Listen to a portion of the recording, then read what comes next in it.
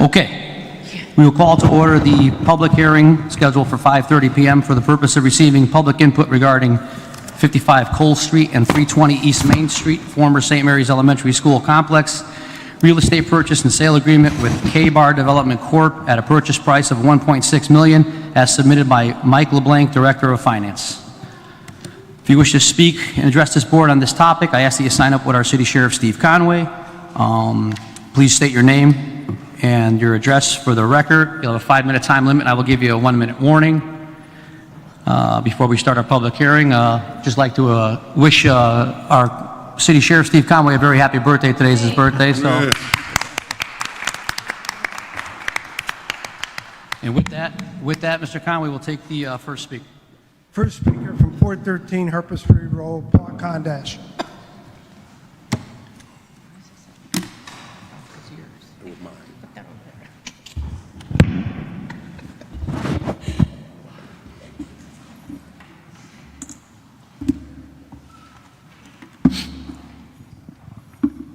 Good evening, Mr. President, members of the board. My name is Paul Condash. I reside at 413 Harper's Ferry Road. Every now and then, we get a real easy one, a win-win. For those that were in favor of purchasing these buildings previously, because they thought it was the vision and the process the city wanted to take, it's an opportunity to do that right now. For those who voted against it, it's an opportunity to rid ourselves of that property. So please, this should be a unanimous decision. Let's sell this property and do the right thing. Thank you.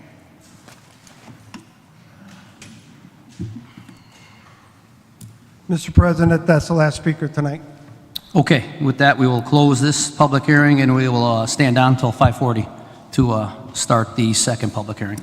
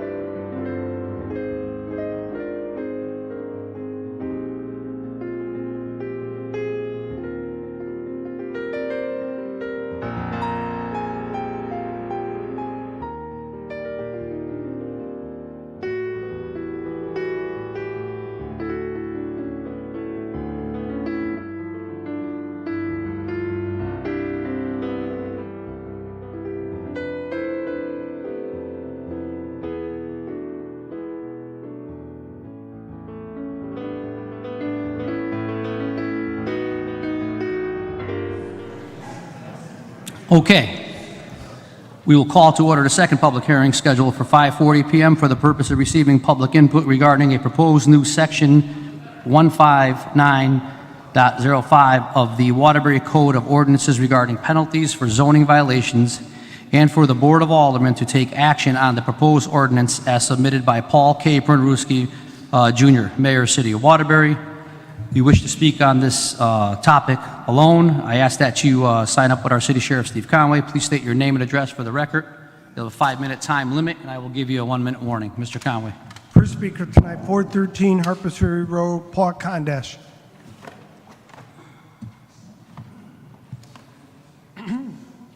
Good evening, Mr. President, members of the board. My name is Paul Kondash. I reside at 413 Harpers Ferry Road.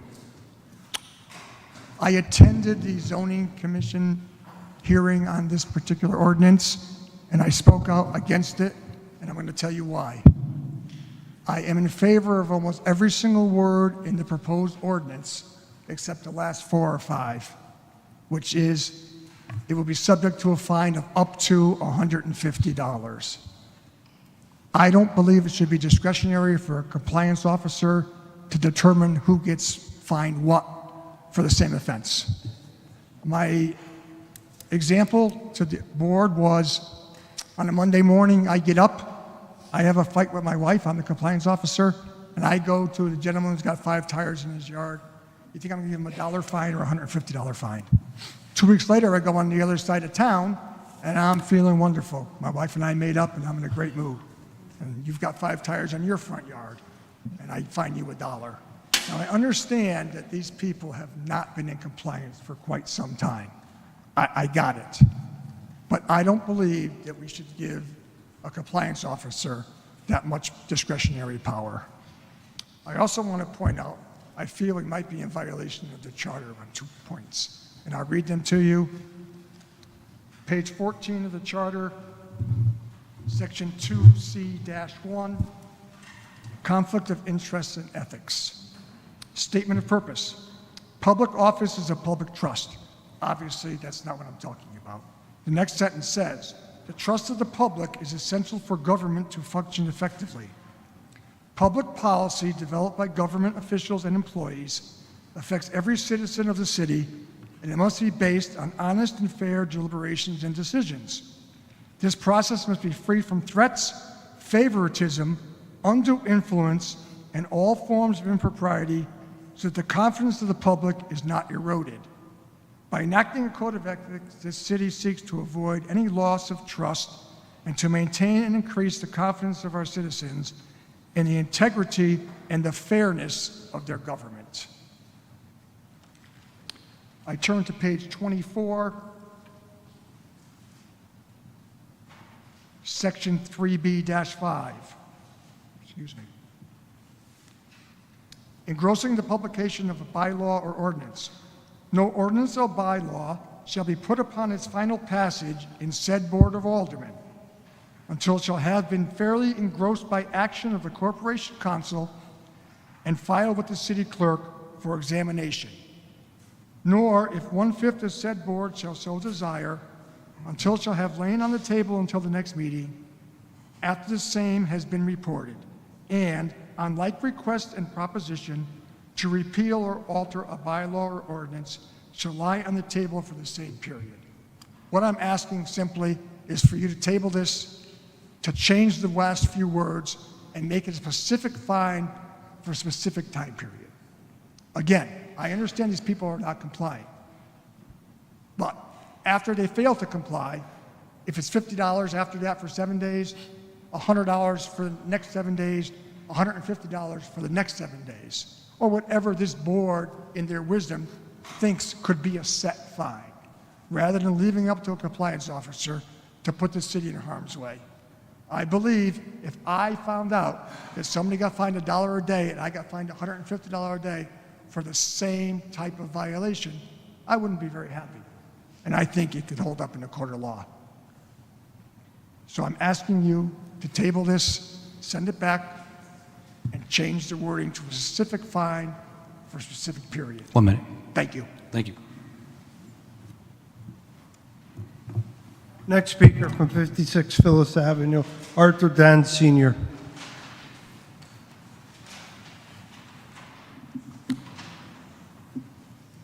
Good evening, Mr. President, Honorable Board. My name is Arthur J. Den Sr. I live at 56 Phyllis Avenue, Open Town Plot. A long time. I just hope I'm not misunderstanding this meeting. But this is to enforce the zoning laws. Is that correct? Correct. Okay. Over the past few years, we've had a bunch of problems up on up on Highland Avenue. People doing what they want, when they want, and how they want it. Nobody seems to think they need a building permit for any of these. I had 3 paragraphs out of the Code of Ordinance for Waterbury. No person shall drive, wheel, park, or draw any coach, cart, handcart, wheelbarrow, bicycle, skateboard, or other vehicle, whether of the same description or not, except children's hand carriages and bicycles drawn by hand upon any sidewalk or footpath in the streets of public squares except going in or out of driveways.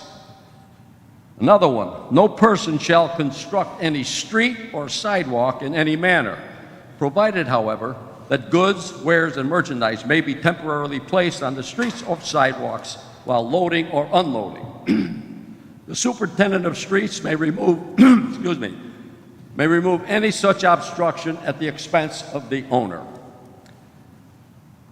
And another one, building permit requirements. It shall be unlawful to commence construction, alteration, or addition of any building or excavation for any building structure use until the application and plans therefore have been approved by the building official and a permit therefore has been issued in accordance with this section. All building permits shall require formal application in writing. No permit shall be issued to an applicant who is delinquent to the city for taxes and/or water rents or sewer charges. This situation up on Highland Avenue is where the marshal's office is, and an attorney's office is next door. He came in and he totally destroyed the corner of Vale Street, took all the greenery, the shrubs, out, and he replaced it with asphalt. He dug it up, no permit. He replaced it with asphalt, no permit. The city planner told him 4 times to replace it. He couldn't do it. After the first time, in my humble opinion, he should have been issued a cease and desist, but nothing ever happened. 4 times he ignored what he was told by the city planner. This shouldn't be allowable, and if he does it, what does everybody think? That they can do what they want when they want? Now, not only that, when this was under construction early on, way back in 2022, when all the asphalt was put in, there was a section there between the 3-family house and the offices. He was selling used cars there. I took pictures, I have them on my phone. He's not supposed to park on sidewalks. There is no parking on sidewalks, period. But he did what he wanted to do. This has been happening year after year, and he was told to replace that. Unfortunately, the Zoning Board of Appeals voted in our favor because he wanted a variance to add on top of the building an apartment. And it was really strange. He said it was a hardship because he had a hole in the roof. So to repair the hole in the roof, he wanted to add an apartment. Pretty expensive repair. 1 minute. And so this is what we're after here, that these zoning rules and regulations should be followed to the hilt. And especially when they're notified of what they're doing is wrong. He did that on Highland Avenue and around the corner on Vale Street. Took all the greenery and replaced it with asphalt. You know, he's ruining the character of the neighborhood. And they did that down below across from Kennedy High School when they wanted to put a bodega. We won that, fortunately. Then he put apartments in that building. But this is what we're faced with, folks. We're after to keeping the neighborhood as it is. You follow the rules, we welcome you with open arms. But people just don't seem to care what they do. And that's not fair to the taxpayers because they do what they have to do. That's time. That's it? That's time, yeah. Thank you, sir. You're welcome. Thank you.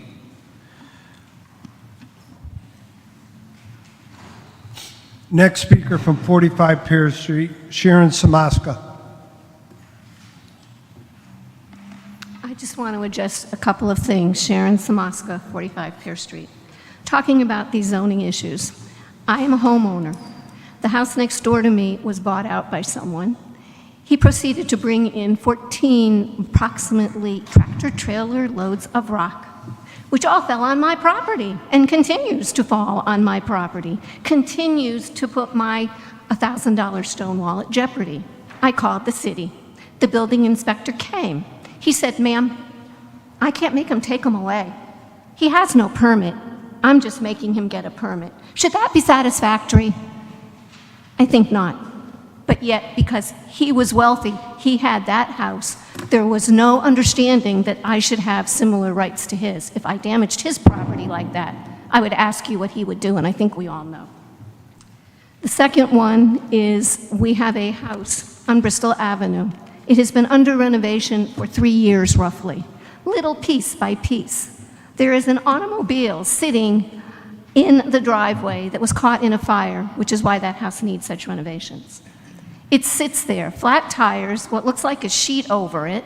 Why is that okay? If that car started leaking, where's the gas gonna go? Where's the oil gonna go? Where's the power steering fluid gonna go? Into the road, into our sewer system. And I question that. And how do we do something about that? A neighbor of mine, they're long gone now, but they decided, they rented, and they just redid the house the way they wanted. And the owner came to me and said, "I didn't even know they were doing it."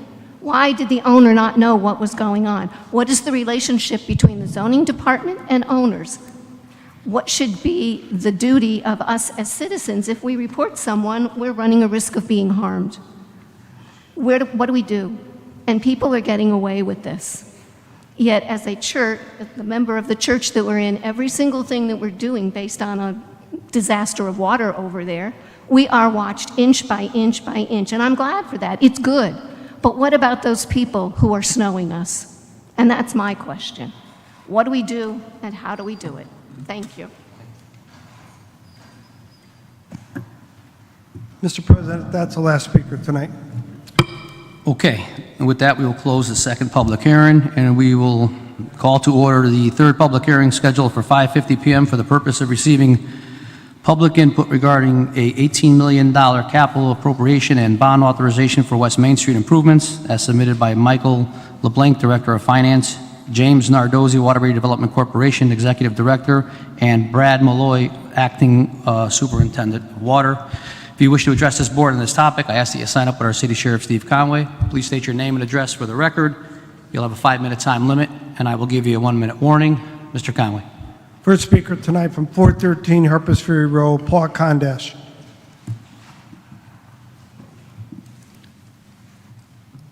Good evening, Mr. President, members of the board. My name is Paul Kondash. I reside at 413 Harpers Ferry Road. I've stood up here numerous times in favor of all infrastructure repairs, so you know where I stand. What I am asking, is it possible when bond issues like this come across to be voted on, is it possible to have a running total of what we have outstanding? Because it takes a lot of work to go back and find out how many existing bonds we have already, how much money. Okay, at some point, 18 million here, 6 million here, 12 million here, 14 million here, it starts to add up. And I think the public, as well as yourselves, might like to have that information. So I'm simply asking, in the applications for future bonds, could we have where we stand and publish it? And I think it would help everybody. Thank you. That's the last speaker, Mr. President. Okay, thank you. With that, we will close this public hearing, and we will start the regular meeting of the Board of Aldermen at 6 p.m.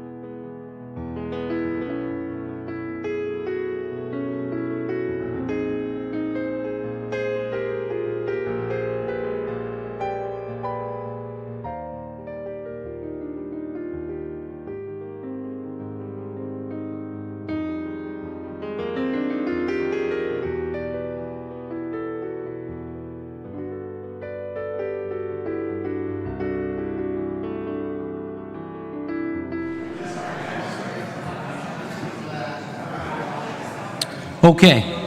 We will call to order the regular meeting of the Board of Aldermen for Monday, August 11th, 2025. If everyone will please rise for the Pledge of Allegiance and a silent prayer.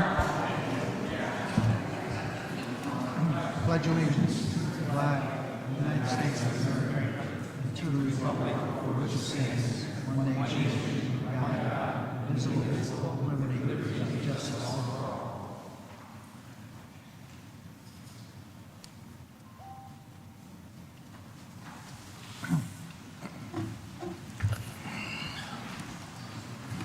Alderman Elsa. Here. Alderwoman Cavallo. Here. Alderman Dorso. Here. Alderman Hunter. Here. Alderman Lopez. Here. Alderwoman Martinez McCarthy. Alderman Mosley. Here. Alderman Nugent. Alderman Rinaldi. Here. Alderman Rodriguez. Present. Alderman Salvio. Here. Alderman Tajadine. Here. Alderwoman Weaver. Here. Alderwoman Zimmerman. Here. Alderman DiGiovan Carlo. Here. 13 present, 2 absent. Okay, we have a quorum. Alderwoman Martinez McCarthy was under the weather, so she was unable to make it. So with that, the next item on the agenda would be public speaking. If you wish to address this board, I ask that you sign up with our city sheriff, Steve Conway. Please state your name and address for the record. You'll have a 5-minute time limit, and I will give you a 1-minute warning. Mr. Conway. Yeah, first speaker tonight from 45 Pierce Street, Sharon Samaska.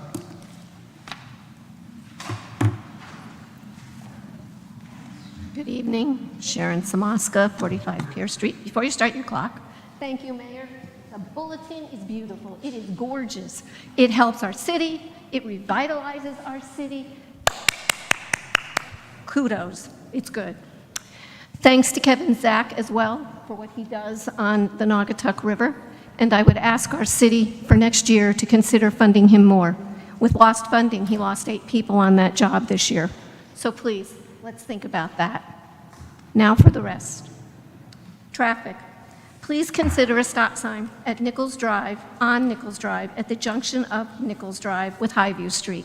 If you're making a right from Highview onto Nichols or making a left from Nichols onto Highview, the curve impedes you seeing what cars are coming, and I guarantee more than half of them are speeding.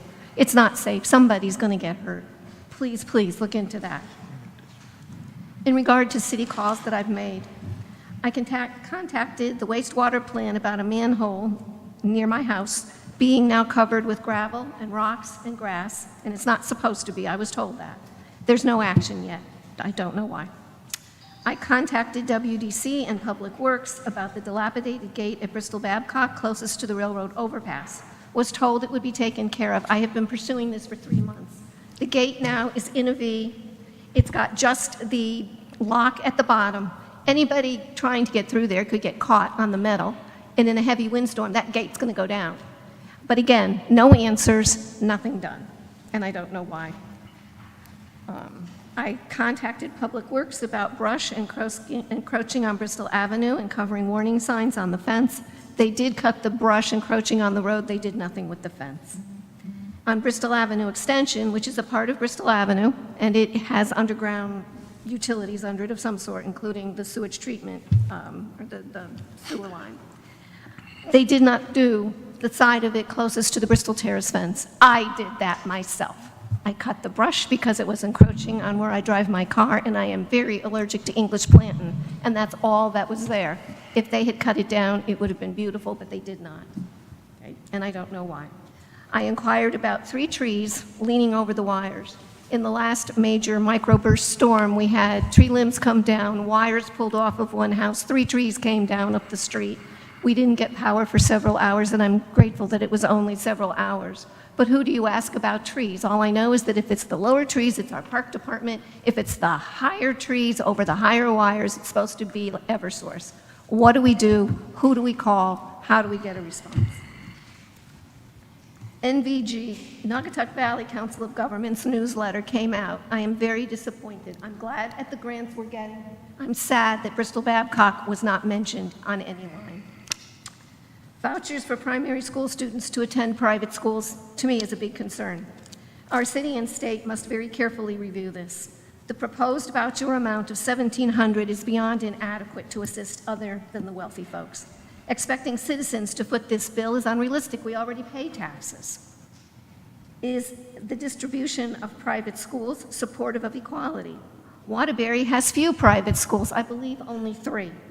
Chase Collegiate tuition, 1 year primary school for kindergarten is $7,000.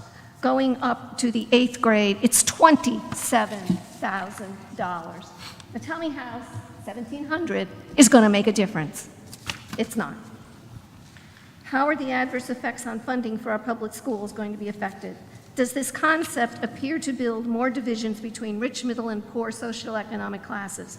Our children must not be subjected to the haves and the have-not theories. Does this concept appear to build more divisions?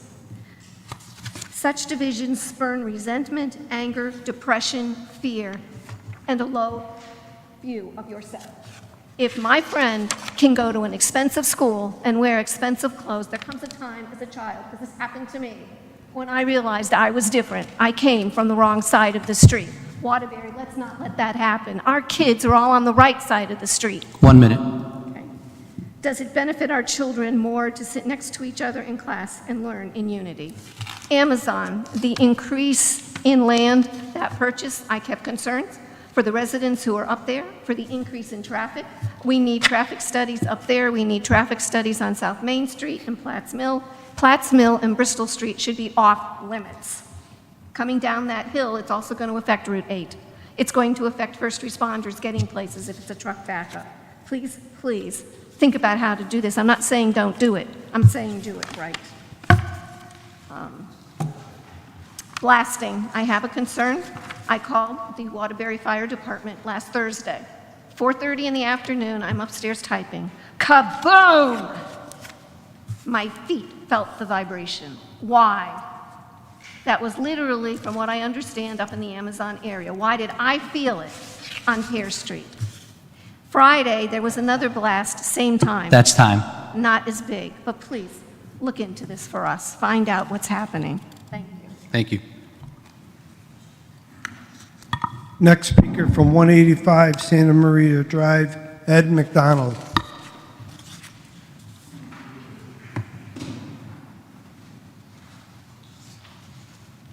Ladies and gentlemen of the board, Mr. President, good evening. My name's Ed McDonald. The reason I'm here is Just your address, too, I'm sorry. 185 Santa Maria. Oh, thank you. The reason I'm here is we have a neighbor who does not want to take care of his property. I got pictures, Ken Stango, we're on first name basis now. The city has come up for the last 4 years, probably twice a year, sometimes 3 times a year to cut his lawn. It's my understanding that if there's a fire, the fire department is supposed to be able to get around the house. It's impossible. He has a side entrance you can't even see. It's overgrown with so much brush and weeds. His garage, you could barely see. It's horrendous. He has an old Ford pickup truck, not running. All 4 tires are flat.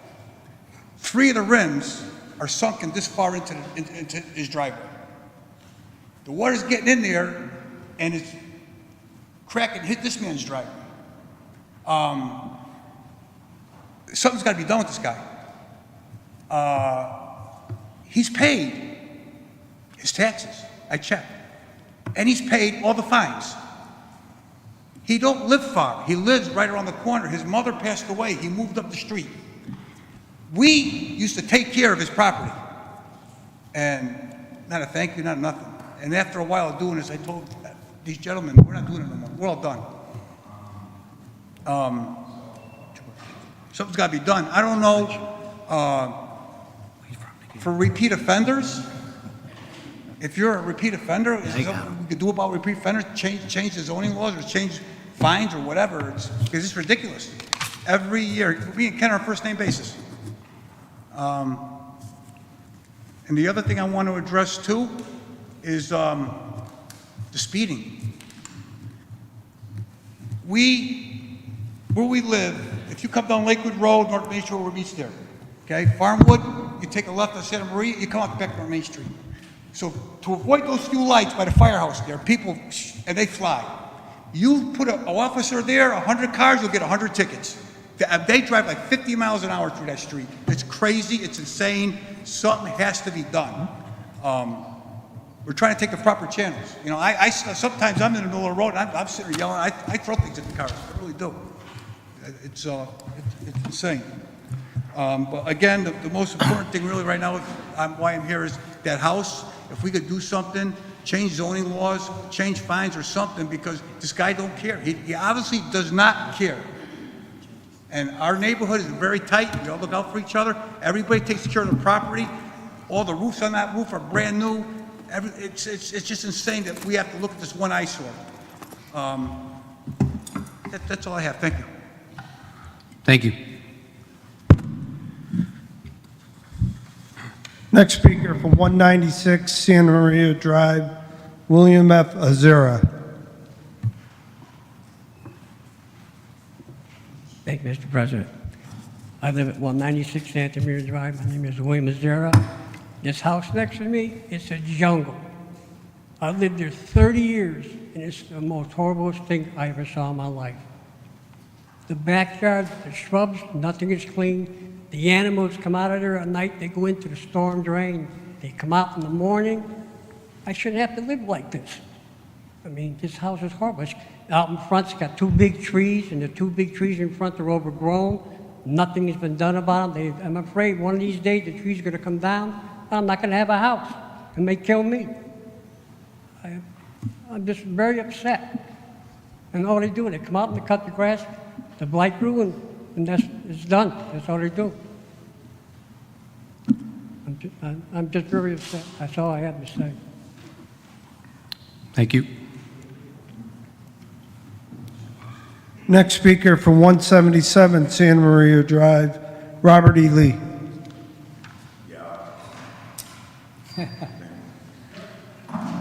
Hi, my name is Robert E. Lee. I'm from 177 Santa Maria Drive. I see you laugh. But yes, I'm with Eddie and Bill, and we have the same concerns. You know, our property value, how that house looked, and everything else. But my main concern, along with the house, is the speeding that comes up. I've been there for 20 years now, and it wasn't that many kids before, and now it is. And the way they come down that street, using it as a detour, we want to know what our police departments and stuff can do for our safety of our kids and us, our animals and everything else. The same thing. We're just looking for some comfort. Thank you. Thank you. Next speaker for 413 Harpers Ferry Road, Paul Kondash.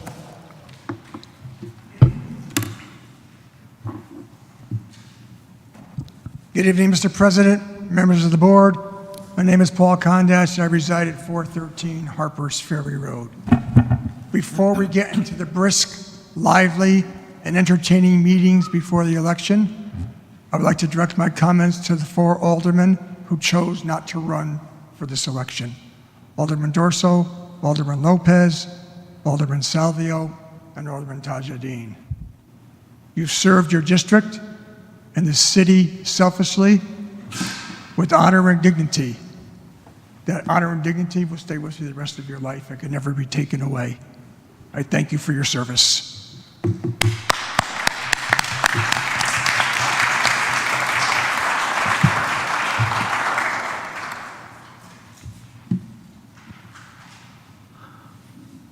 Next speaker from 178 Cook Street, Emma Taylor.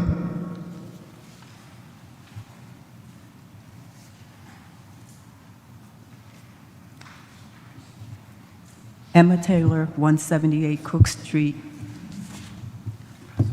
Tonight I'm talking about Greenwood Street. When we put up the new pool in Fulton Park, I thought speed bumps for the Fulton Park pool entrance was a good idea. However, I'm not an engineer.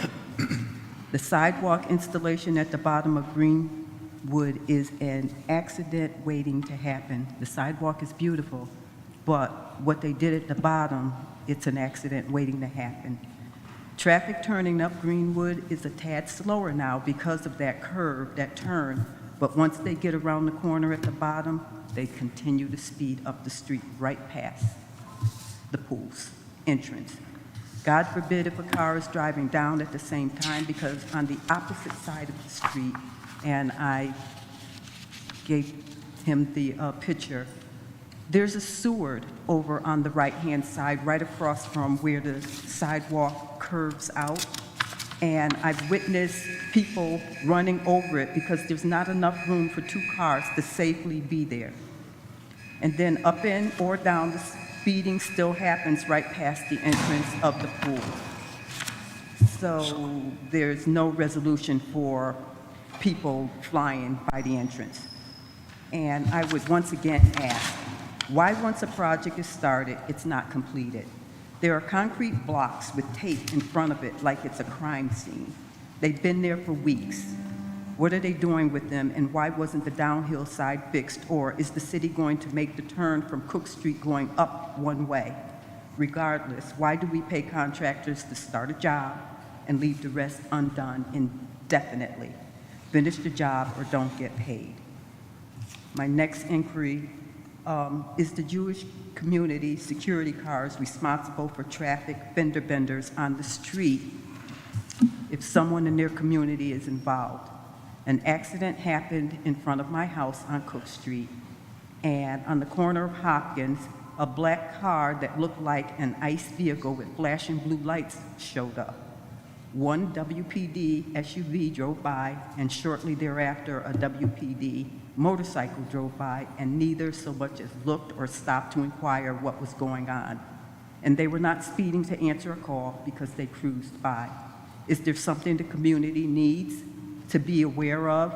When you call to report an accident, no one from WPD shows up, and I've personally seen them cruise on by after you've made a call. When placing a follow-up call to dispatch the state, they tell us they're going to another call and someone will be there shortly, which is not true. Hours go by and it appears you no longer get assistance unless there's an injury, the car is on its roof, etc. When that scenario happens, it seems like the entire police force is at that scene. Should we not bother to call anymore? And if not, what is the new policy in place to report an accident that's not fatal?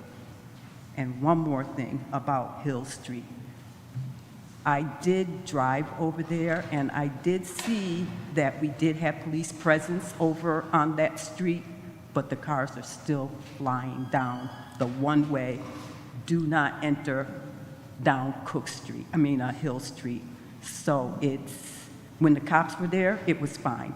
It's perfect. It's like they stopped. But I watched one go down today, didn't even bother to stop. They just flew right down the hill. So that's all I have for tonight. Thank you. Thank you. Mr. President, that's the last speaker tonight. Okay, thank you. With that, the next item on the agenda would be the approval of the minutes from Monday, July 14, 2025, regular meeting of the Board of Aldermen. Alderman Dorso, is there a motion? Motion to approve. Alderman Weaver. Second. Motion made and seconded. Any discussion? Hearing none, all those in favor of approving the minutes signify by saying aye. Aye. Opposed, no. The ayes have it, the motion carries, and the minutes are approved. Before we go into business tonight, you have in front of you number 13, the packet. It was a placeholder. It was emailed to you, everybody, on 8/6, last Wednesday, but that is the actual contract in front of you. Also, items number 4 and 5 are going to be receiving place on files. So items 4 and 5 receiving place on file. And with that, we're going to start off with the unfinished business, and we're going to take that up by committee of the whole. So with that, Alderman Dorso, is there a motion to resolve ourselves into a committee of the whole? So moved. Alderman Weaver. Second. Motion made and second. Any discussion? Hearing none, all those in favor of resolving ourselves into a committee of the whole signify by saying aye. Aye. Opposed, no. The ayes have it, the motion carries, and we are sitting as a committee of the whole. Unfinished business item number 1 is approval of proposed amendments to Code of Ordinances 31 .003 governing the Environmental Commission, submitted by Paul K. Pernaruski Jr., Mayor of the City of Waterbury. Alderman Dorso, is there a motion? Motion to approve? Alderwoman Weaver. Second. Motion made and seconded. Any discussion? Alderman Tajaldine. Thank you. I just wanted to mention that this was one of the items that the Environment Control Commission had wanted to discuss with the mayor, and I appreciate him taking time to speak with us and getting to a good place with the changes to it. Thank you. Further discussion? Seeing none, all those in favor of approving unfinished business item number 1 signify by saying aye. Aye. Opposed, no. The ayes have it, the motion carries, and unfinished business item number 1 is approved. Unfinished business item number 2 is a request for approval of 55 Cole Street and 320 East Main Street, formerly St. Mary's Elementary School, complex real estate purchase and sale agreement with K-Bar Development Corp. at a purchase price of $1.6 million, as submitted by Michael LeBlanc, Director of Finance. Alderman Dorso. Motion to approve? Alderman Weaver. Second. Motion made and seconded. Any discussion? Alderman Rodriguez. How you doing? Good, thank you. How are you this evening? Pretty good. What's the value right now for that property that we're selling?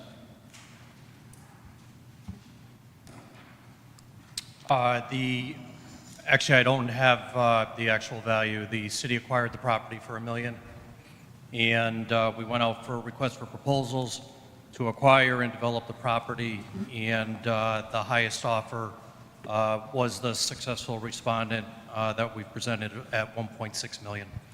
It's property that you may know has been vacant for, I believe, over 20 years.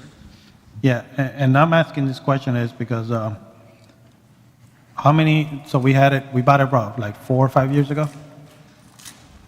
I believe approximately 3 years ago. 3 years ago? And we paid all the bills there for electrical, gas, all those bills. Do we have an idea how much we spent on those, spend all that money that we, utilized for that property? I'm asking this question because I want to know if we are going to be losing or earning money from this sale of this property. And, we have to add up all the spending that we did in cleaning, water, sewer, all that stuff that it was in that building. So, the citizens will get that money back. So there was a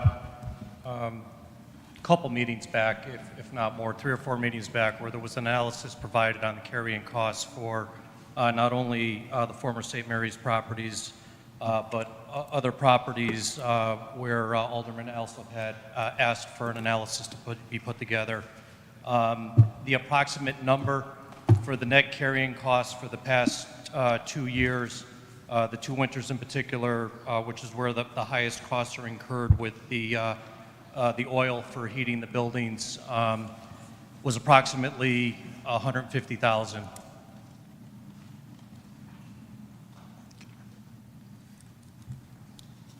So you guys think that this property will be a good fit at that price that we're selling it?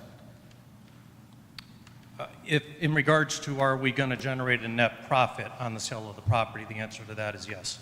Okay. And, yeah, sure. Obviously, it's selling in this case for more than we purchased it for, probably for a little bit more than the carrying cost. Mm-hmm. The goal, though, as you know, was to take an abandoned property for 20 years, get control of it, make sure that the ultimate use was going to fit within the planned redevelopment of downtown.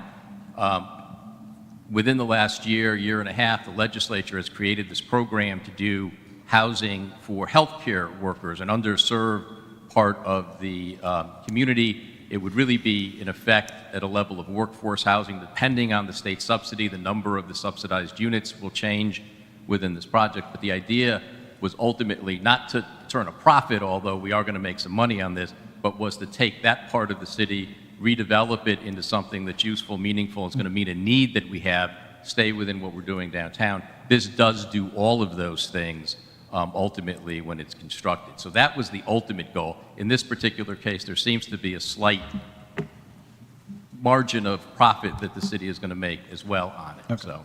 Yeah, I'm not against selling the property or for the use that we're going to be using it. I just want to make sure that when we sell a property in the city that we own, we get some money back from that sale. But thank you, Mr. Mayor, for answering those questions. Thank you, appreciate it.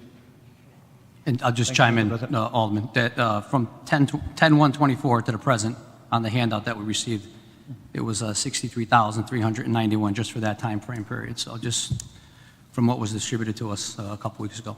Thank you. Mr. Further President. discussion? Alderman Elsa. Thank you. My question is, what are we going to do with the money when we get it? Do we have plans for it already, or are we going to buy another Stairway to Heaven or something? I'm looking, where we're going to spend this. When the city sells property, the proceeds are required to be deposited into the city's unallocated capital account. And those funds would then be available for appropriation or towards funding the subsequent year's capital budget that is presented as part of the annual budget development process, or for an allocation towards a specific project that may come about in the future. And in both of those instances, it would be brought to this board for approval consideration. So it's not going to act like a windfall right now. We're not going to pay off something or do something with it immediately. It's going to be sitting there waiting for the next thing to come along that we need it for. That's correct, into the unallocated capital account.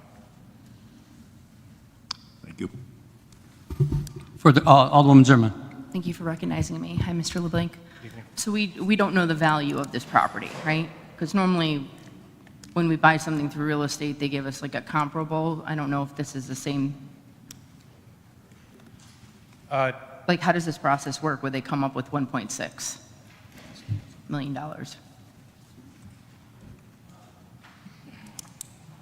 So this was, it's a former Catholic school that was left empty, so I don't know whether there was an appraisal when we purchased it, but what we did was went out to bid. We said we have a program that the state has developed, which allows you to build out housing, a portion or all of it, depending on what the subsidy is from DOH, that can be used for healthcare workers. And the commissioner has made clear that the goal is to go with the lower end salaries for healthcare workers, as many units as possible. So what we did was put out an RFP, said we had this property, these buildings are here, there's also the vacant parking lot that there had been a building at one point that was taken down. All of that's available, and we want people to come and give us proposals as to what you plan to build and what you'll pay for the property. And this was the one that got how many, 80, about 84 units?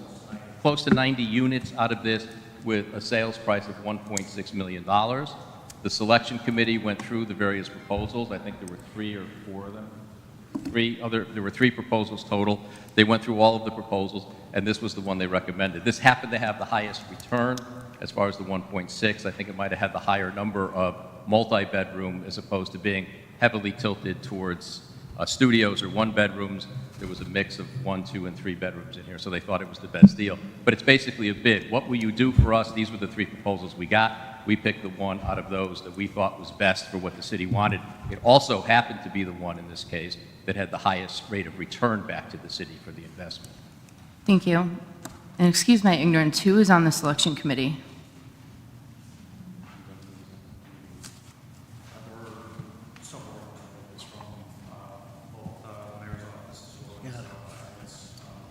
Can you guys just speak in the mic? Sorry, one of you. Sorry, no, we had, Okay. Mike was on from finance. I think Dave Lepore was on from my office.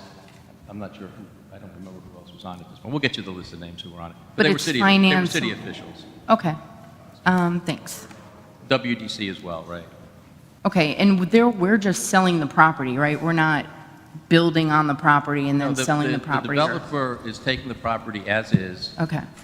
With the proviso, though, this is a purchase and sale agreement, right? So at this point, they're taking it subject to this agreement. There are contingencies. They need to get the funding from DOH to continue. There's certain other things in there so that they can do that, do the housing that goes in there. Okay. Okay?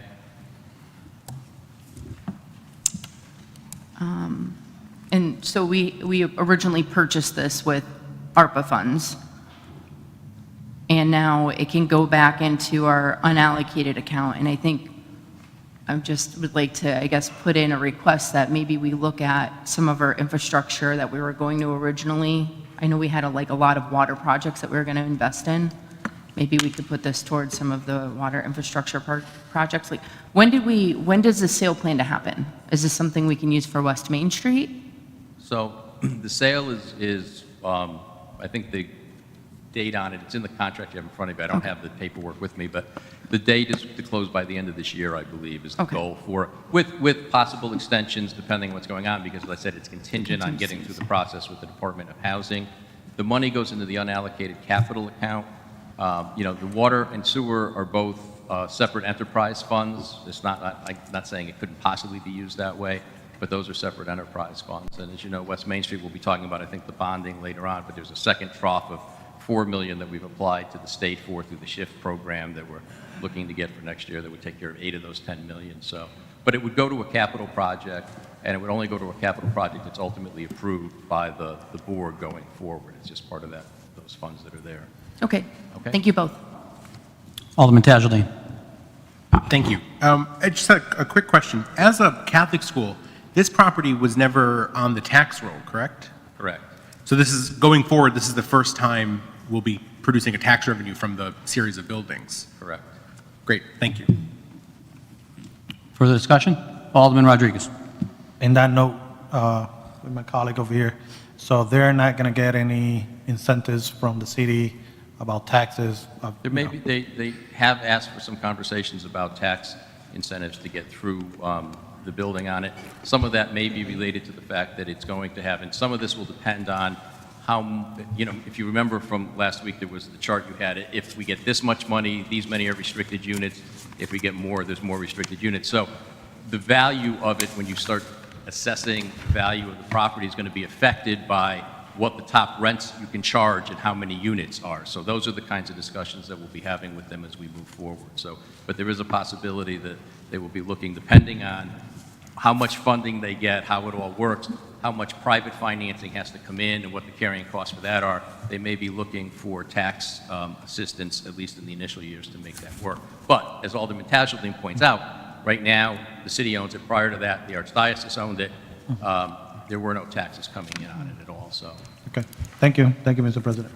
Thank you. Mr. Mayor. Further discussion? Alderman Eugene. Thank you for recognizing. Mayor, are we able to use this towards any other debt services or reduce any bonding that we had previously bonded or maybe any future bonding? Well, to the extent that it's an unallocated capital, it can be used going forward for capital costs. So that would, to the extent we use this funding for capital costs, it would be less for bonding.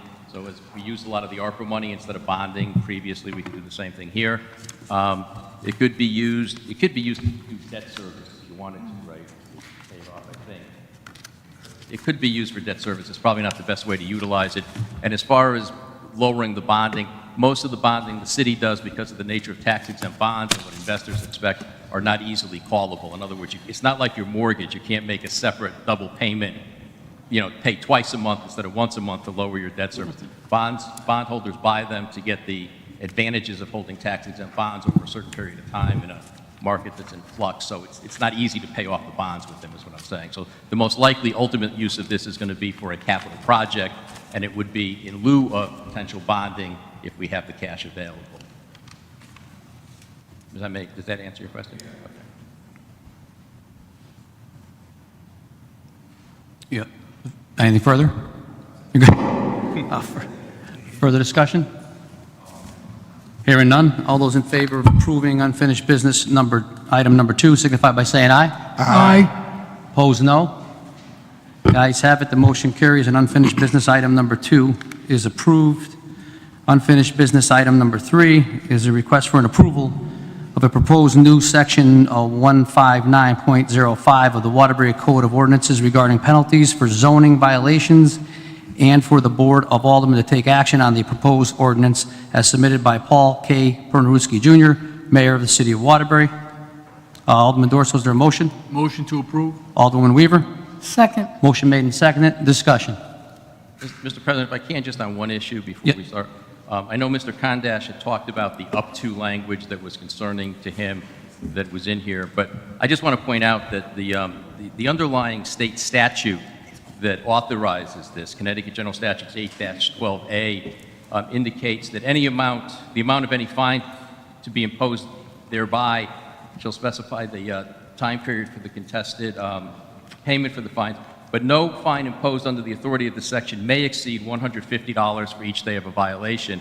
What the zoning ordinance says is that the penalty for the violation of any provision of the zoning regulations shall be $150 for each day during which the zoning violation continues, so it's within the statutory ceiling, unless a lower penalty is set forth in the schedule of fees, charges, penalties, and rewards attached to the annual budget of the city pursuant to section 41.11 of this code. So in other words, the fees are being set by the ordinance at the 150. It's not subject to any movement up or down unless this board chooses in setting the budget and the fees to make that a lower number, which would then apply across the board. Just so that's clear. There may have been something else out there that didn't explain it correctly, but I want you to know that's what this is. It would be 150 unless you choose to make it something less next year.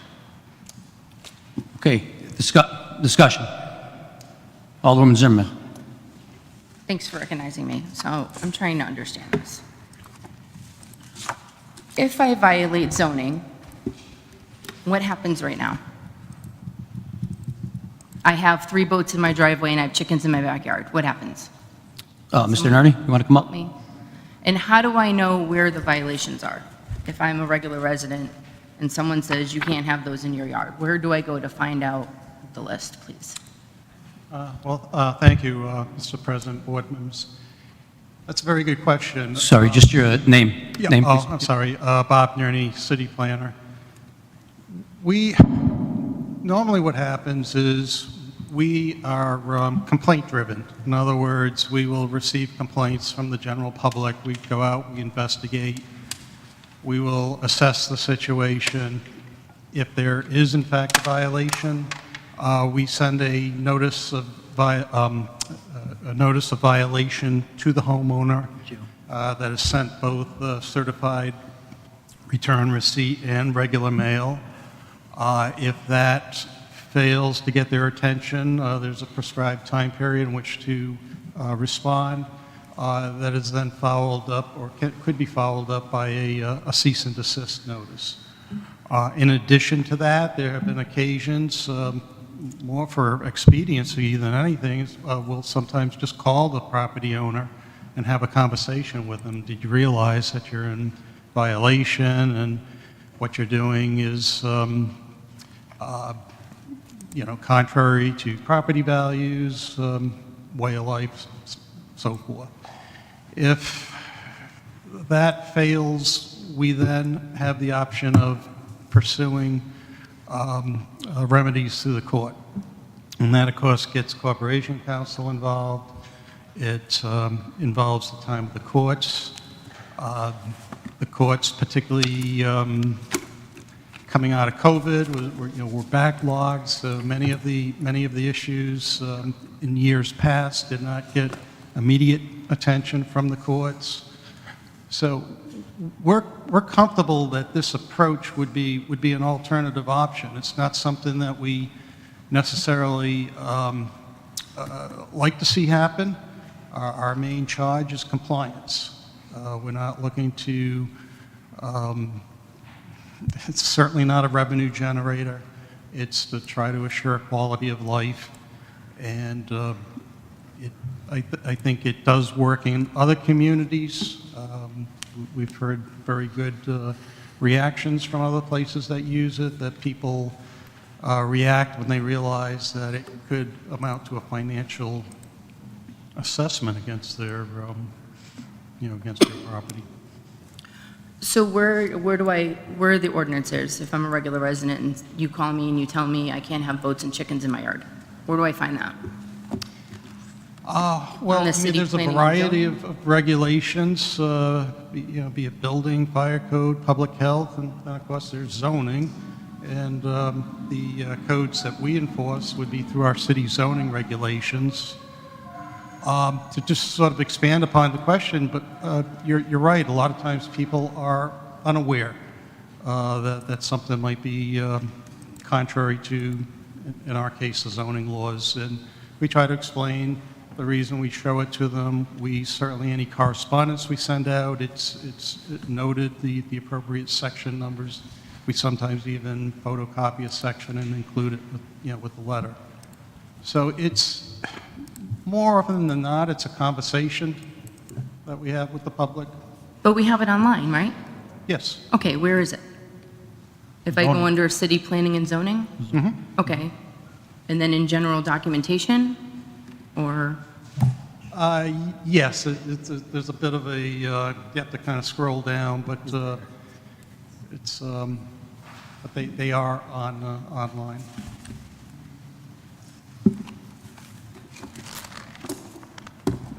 How long does the process take right now if I broke a violation? It can be resolved in as short as 5 minutes, or sometimes it goes on much, much longer. And it really is oftentimes driven by the individual and their willingness to try to correct the issue. Do you know where to find the letter? Do you know where to find these on here?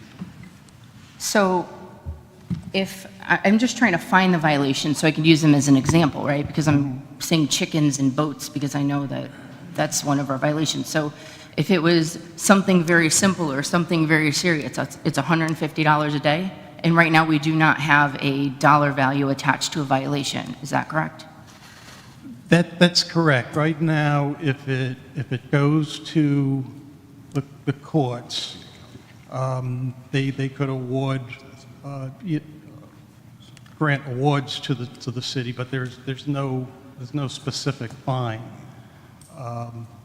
So this would allow for that. How many vacancies do we have in the zoning department right now? Right now, we have 2 land use planner positions and 1 land use inspector position. Open. Okay. I mean, my point is, I think, I have a few points, but is $150 a reasonable value for something that's serious and something that's minor? And my other point is, that would also play into this is, I mean, you guys are up to your ears in paperwork in that office. I've seen it myself firsthand. So are you set up and prepared, and have we invested enough in your office for you to move forward with this? I agree with this. I agree we should have dollar values on our violations, but are we prepared to be able to actually operate as a business like that? Well, I would like to think of that as the extreme. Our desire is to resolve right at the outset, but certainly there are cases where we encounter resistance. And I think the other important thing to point out, it was mentioned tonight that, or suggested that the staff would be the ones imposing. It actually would go before a hearing officer. So it's not coming from myself or the assistant planner. It would go through the due process, proper notification, every opportunity, but it ultimately would be a independent hearing officer who would hear the case. An independent hearing officer. So, okay. That we don't have right now, correct?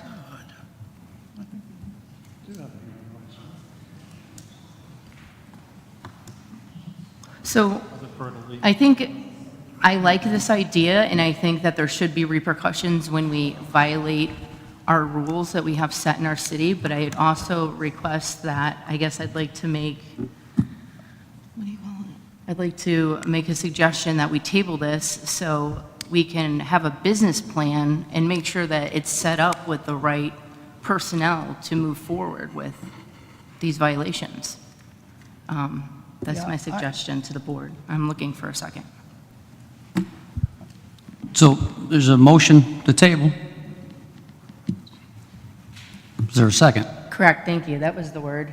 I had a brain fog. Motion to table this, just so we can have a specific guideline and frame of how we're going to move forward with this process. I got some questions, though. The motion made, you got to finish off the motion before we, there's no discussion on a motion to table.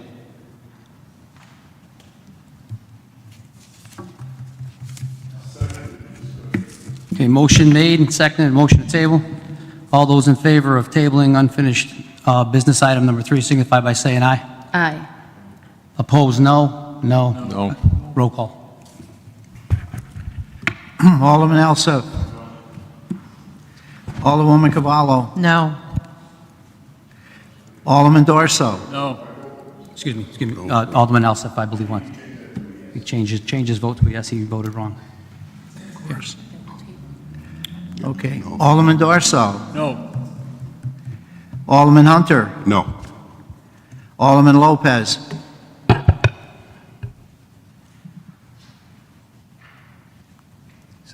No, okay, no.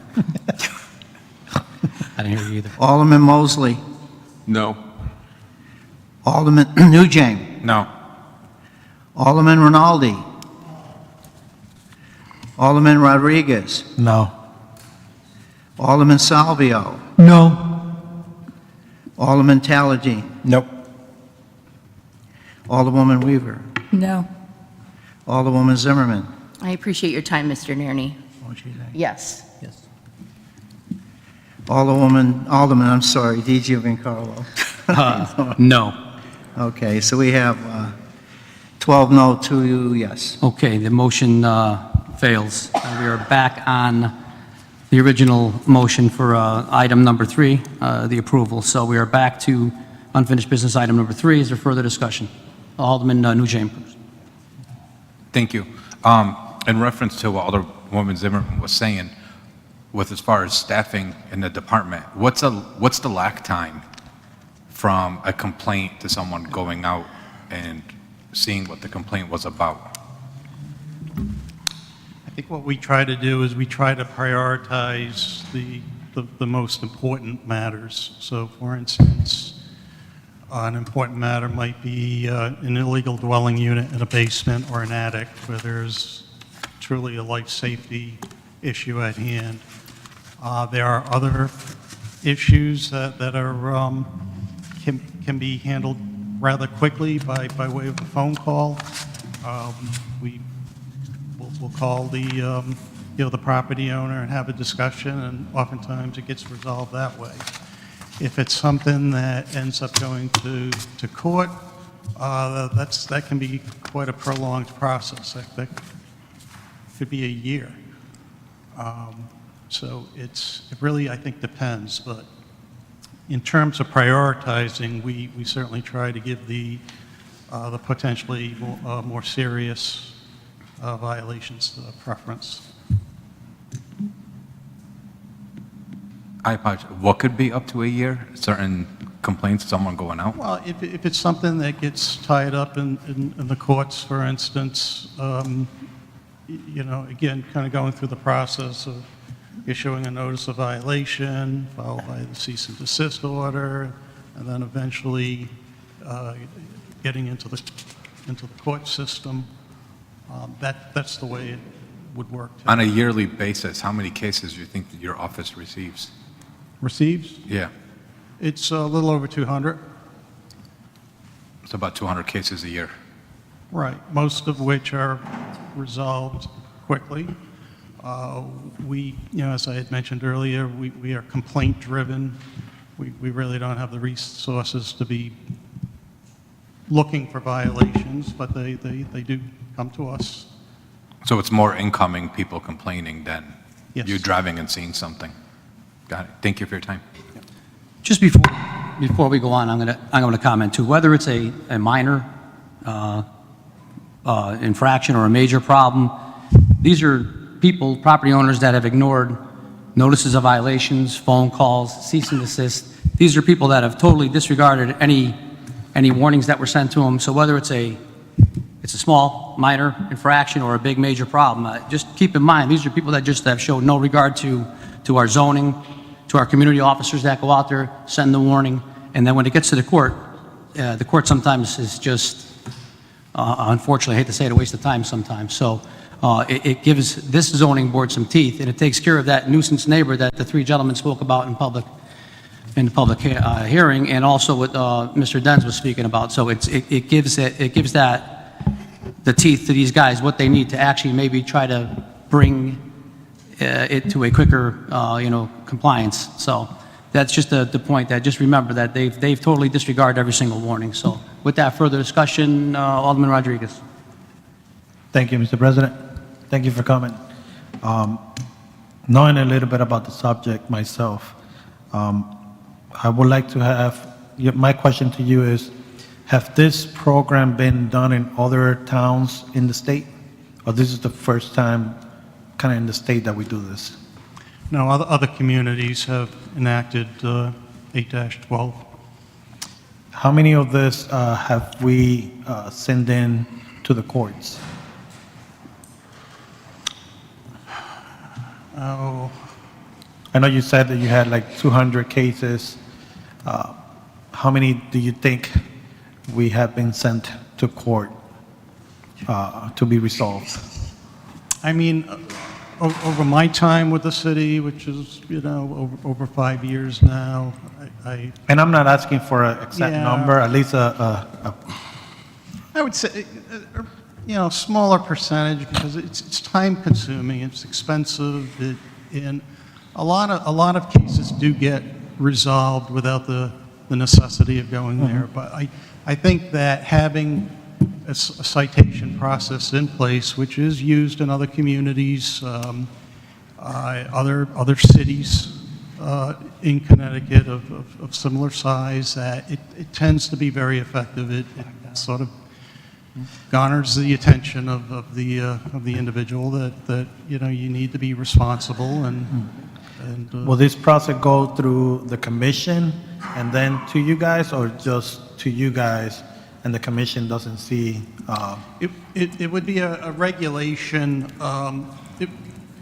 It's a zoning regulation provision that was adopted by the zoning commission, subject to this board's authorization of the ordinance. So it's handled administratively, but dealt with through a hearing officer. Okay.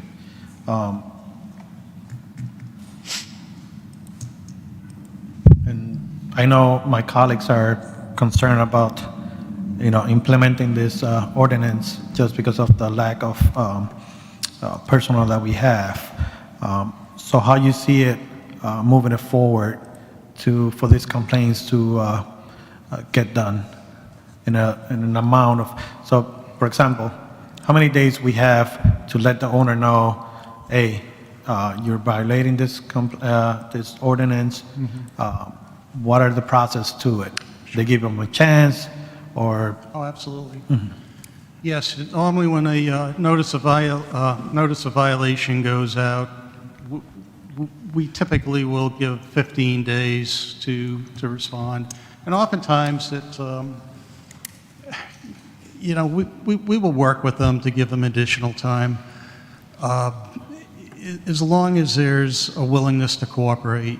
We had one incident not too long ago. It was a person had a food truck at their residence, and we were getting complaints, sent a letter, and the individual happened to be going on vacation for a couple weeks, and we basically said, look, let's call us when you get back, and she did, and it was resolved in I think a rather civil way.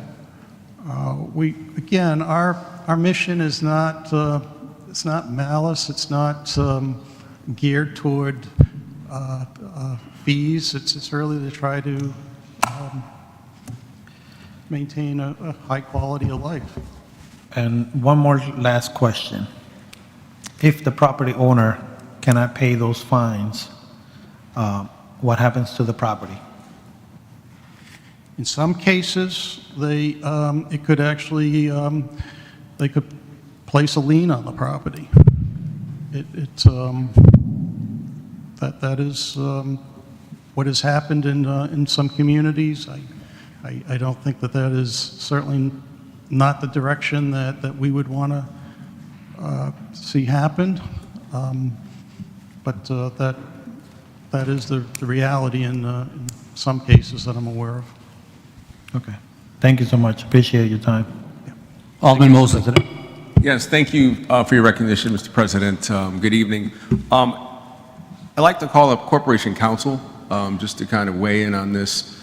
And, you know, comment that I just want to make is, it seems as though this ordinance proposal adds teeth to our ordinances for enforcement.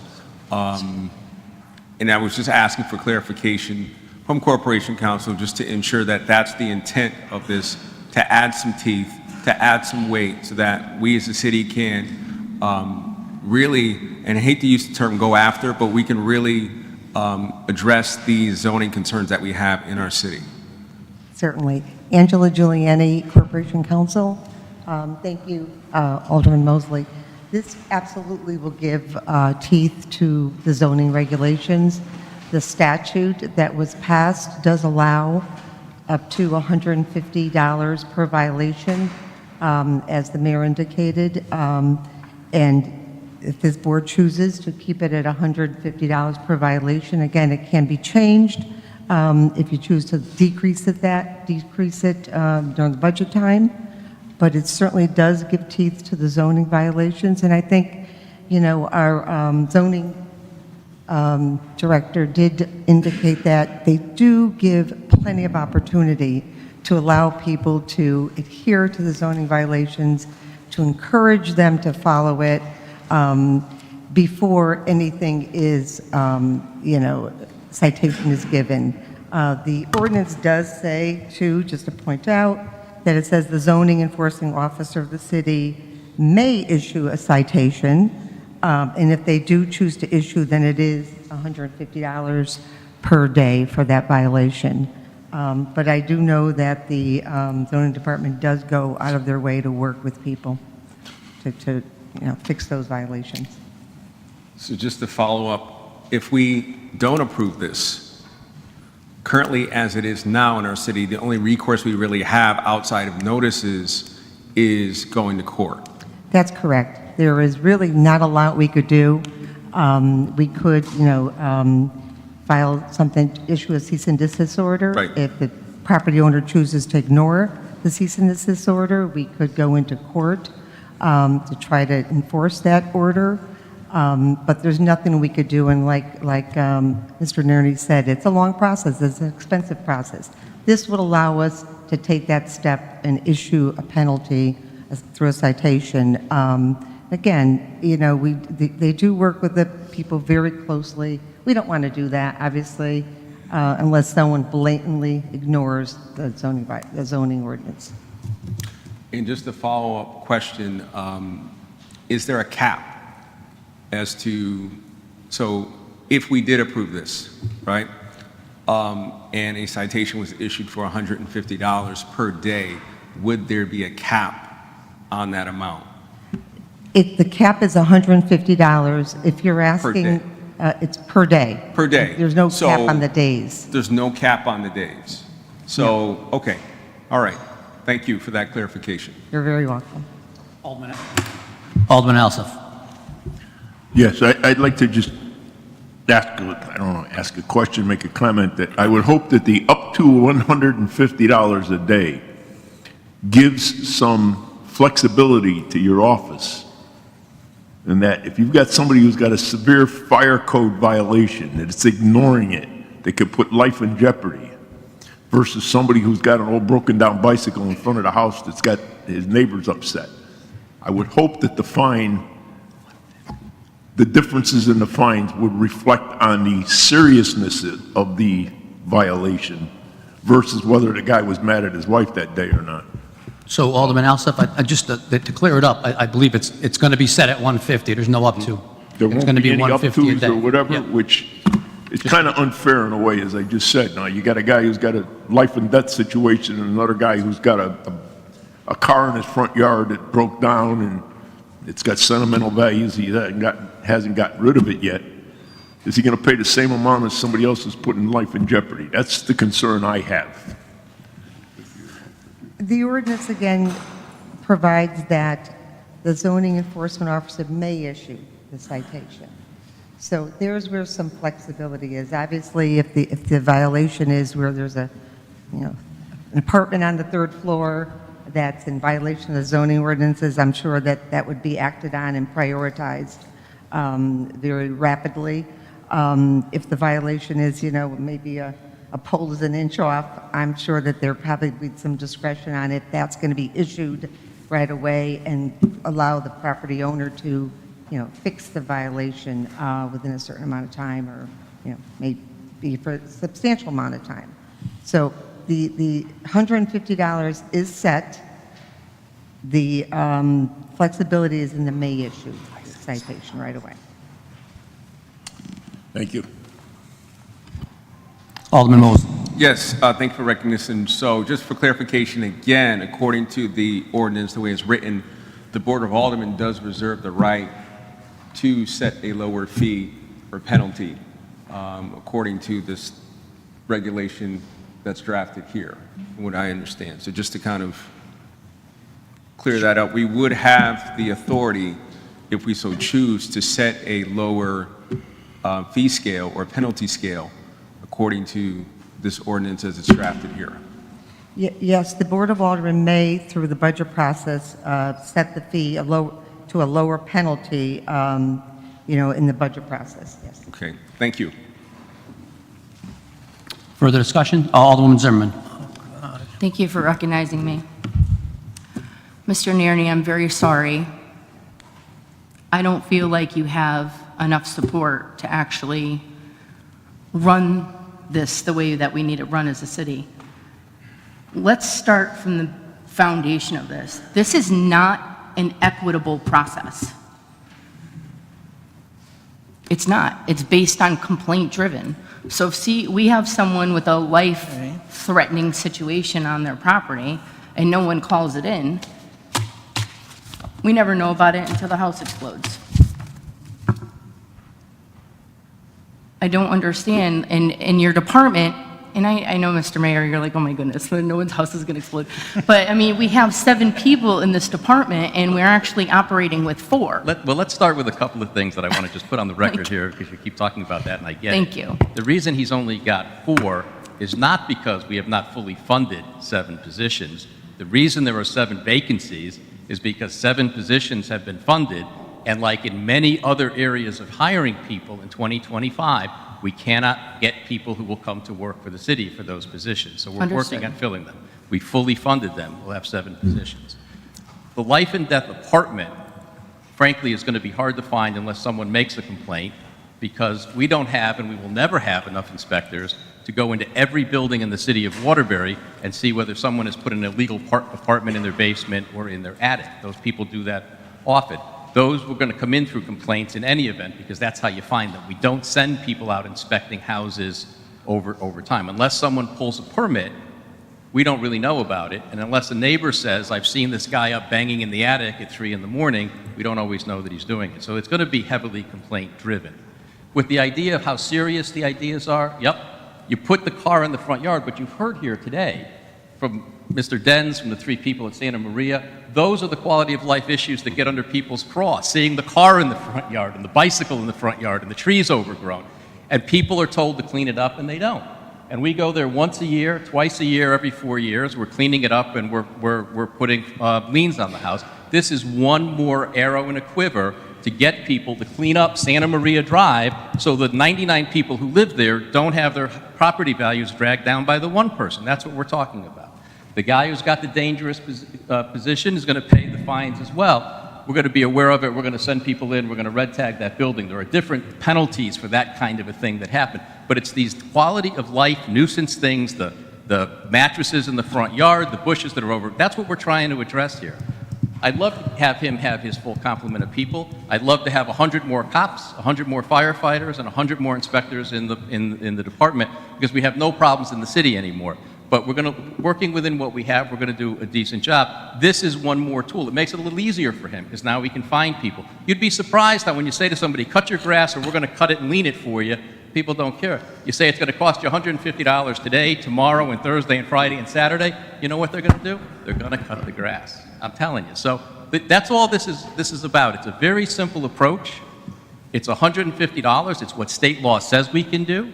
We're going to do it. You guys can set a lower one. You could put 0 on the fees if you want in the next budget year, or you can try to come up with some process that says for fire hazards it's $150, for bicycles in the front yard it's $10, and people will make those decisions. But all we're asking you to do is say $150 so these guys can issue a fine. One more thing to help address what Mr. Denz and the folks from Santa Maria Drive are talking about tonight. That's what this is all about. It's not really this complicated. No, it's not, but I think it calls it calls attention to a bigger problem, whatever we want to call it, challenge that we're having. We're with aware bringing of the people problems in. and the challenges, and what we're trying to bring you here are solutions. It's one more way to solve the problem. The only way this problem gets solved, by the way, the same way litter problems get solved, right? If no one threw their trash out the window, there would never be a litter problem. It doesn't grow up from the sidewalks, right? Blight doesn't grow up from the sidewalks. It's because people who own property choose not to take care of it. And we're tasked with trying to make them take care of it. This is one more arrow in their quiver to make them take care of it. That's all we're trying to do. The problems are there. We're aware of them. I think it's just more frustrating to Bob and to Cliff than it is to anybody else in this room, because they get the calls day after day. And they're the ones who go out and tell people to clean up their property, and they're the ones who get ignored. And the community officers who go through the same process. This is one more way to help them do that and do it more quickly. Is it going to be 100%? Nope. People are still not going to do what they're supposed to, but this will get a lot more people to do it. I'm convinced of it. Thank you. Further discussion? Alderman Rodriguez. And just to add what the mayor said, I know, I'm in this industry of construction, and I understand. And I see the struggles that you guys go through, especially in the weekends. We don't have personals in the weekend to work and find out what's doing this, who's doing that. So, you know, I think it's a start. Yes, like everything in life, it's going to have their struggles, but we'll see, and then we could fix them at a later time. So I'm suggesting my colleagues to vote yes on this issue and continue helping the zoning department to get better. Thank you, Mr. President. Thank you. Further discussion? Hearing none. All those in favor of approving unfinished business item number 3, signify by saying aye. Aye. Opposed, no. No. Roll call. Alderman Alsep. Alderwoman Cavallo. Yes. Alderman Dorso. Yes. Alderman Hunter. Yes. Alderman Lopez. Yes. Alderman Mosley. Yes. Alderman Nugent. Yes. Alderman Rinaldi. Alderman Rodriguez. Yes. Alderman Salvio. Yes. Alderman Taldin. Yes. Alderwoman Weaver. Yes. Alderwoman Zimmerman. No. Alderman DiGiovincarlo. Yes. 13 yes, 1 no. Okay, the ayes have it, and unfinished business item number 3 is approved. Unfinished business item number 4 is requesting approval of a $18 million capital appropriation and bond authorization for West Main Street improvements, submitted by Michael LeBlanc, Director of Finance, James Nardozzi, Executive Director of WDC, and Bradley Malloy, Acting Superintendent of Water. Alderman Dorso, is there a motion? Motion to approve. Alderwoman Weaver. Second. Motion made and seconded. Discussion. Seeing none, all those in favor of approving unfinished business item number 4, signify by saying aye. Aye. Opposed, no. The ayes have it, and unfinished business item number 4 is approved. With that, Alderman Dorso, is there a motion to return to the regular order of business? So moved. Alderwoman Weaver. Second. No. Motion made and seconded. Any discussion? Hearing none, the ayes have it, and we are returned to the regular order of business. With that, we will recess into committees, and we will start with finance. I call the Finance Committee to order. The Standing Committee item, your Finance Committee respectfully recommends that the Board of Aldermen approve the Director of Finance to make refunds to taxpayers representing overpayments of tax bills in the amount of $81,911.39 as submitted by Frank A. Caruso Jr., CCMC Revenue Collection Manager. May I have a motion? Motion to approve the refunds is read. A second? Second. Is there discussion? Alderman Ujjain. Thank you. I know we've seen this before with EAN Holding, which is the car leasing company, but another $13,000. And my other question is, how does the Brass Mills Center overpay by over $59,000?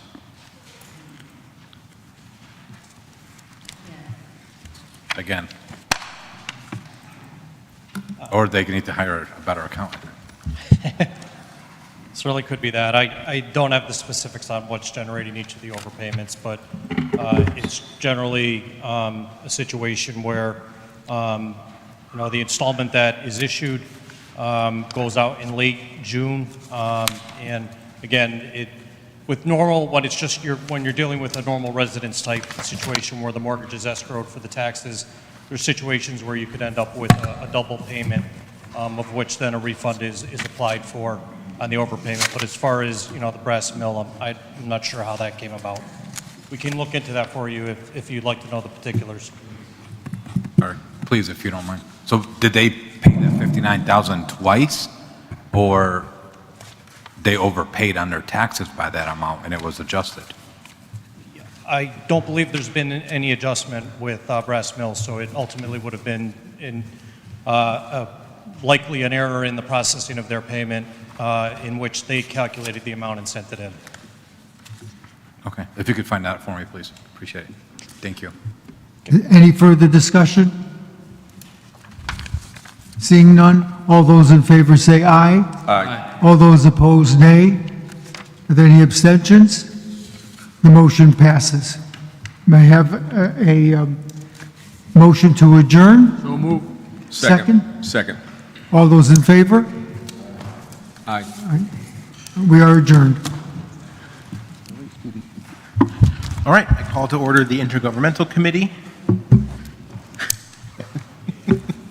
at 7:11 p.m. Starting with item number 2.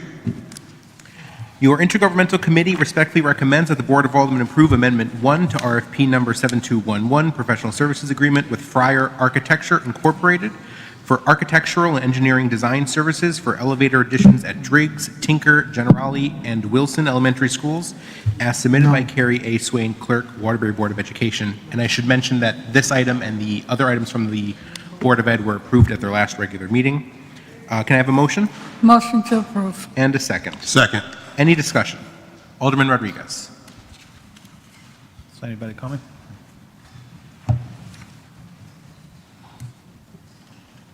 Good evening, Janet Frennis, Chief Academic Officer. How you doing? Thank you for coming. My question to you is, this project was supposed to be ending on August 31st, 2025, and now you need another 5 years to finish this project. Is there any reason for that?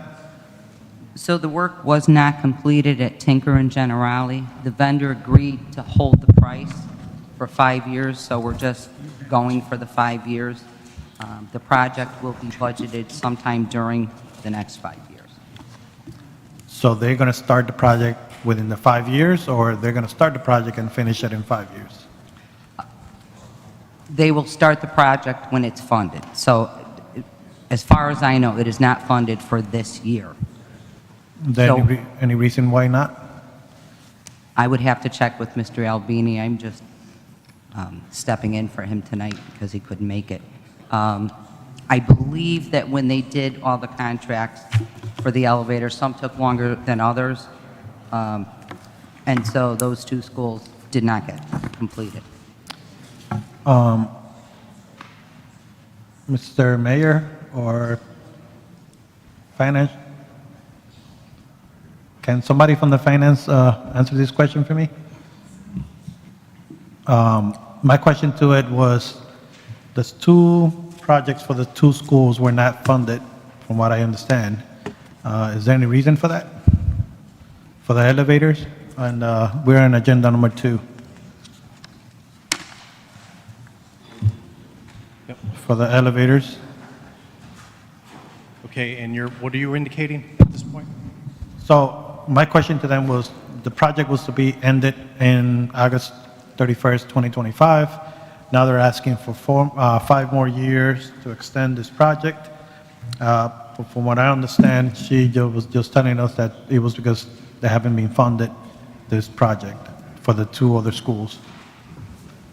Yeah, so I'm presuming that what that would mean is it has not gone through the full approval process with DAS through the school construction application process in order to receive state funding at our local reimbursement rate, which is close to 80%.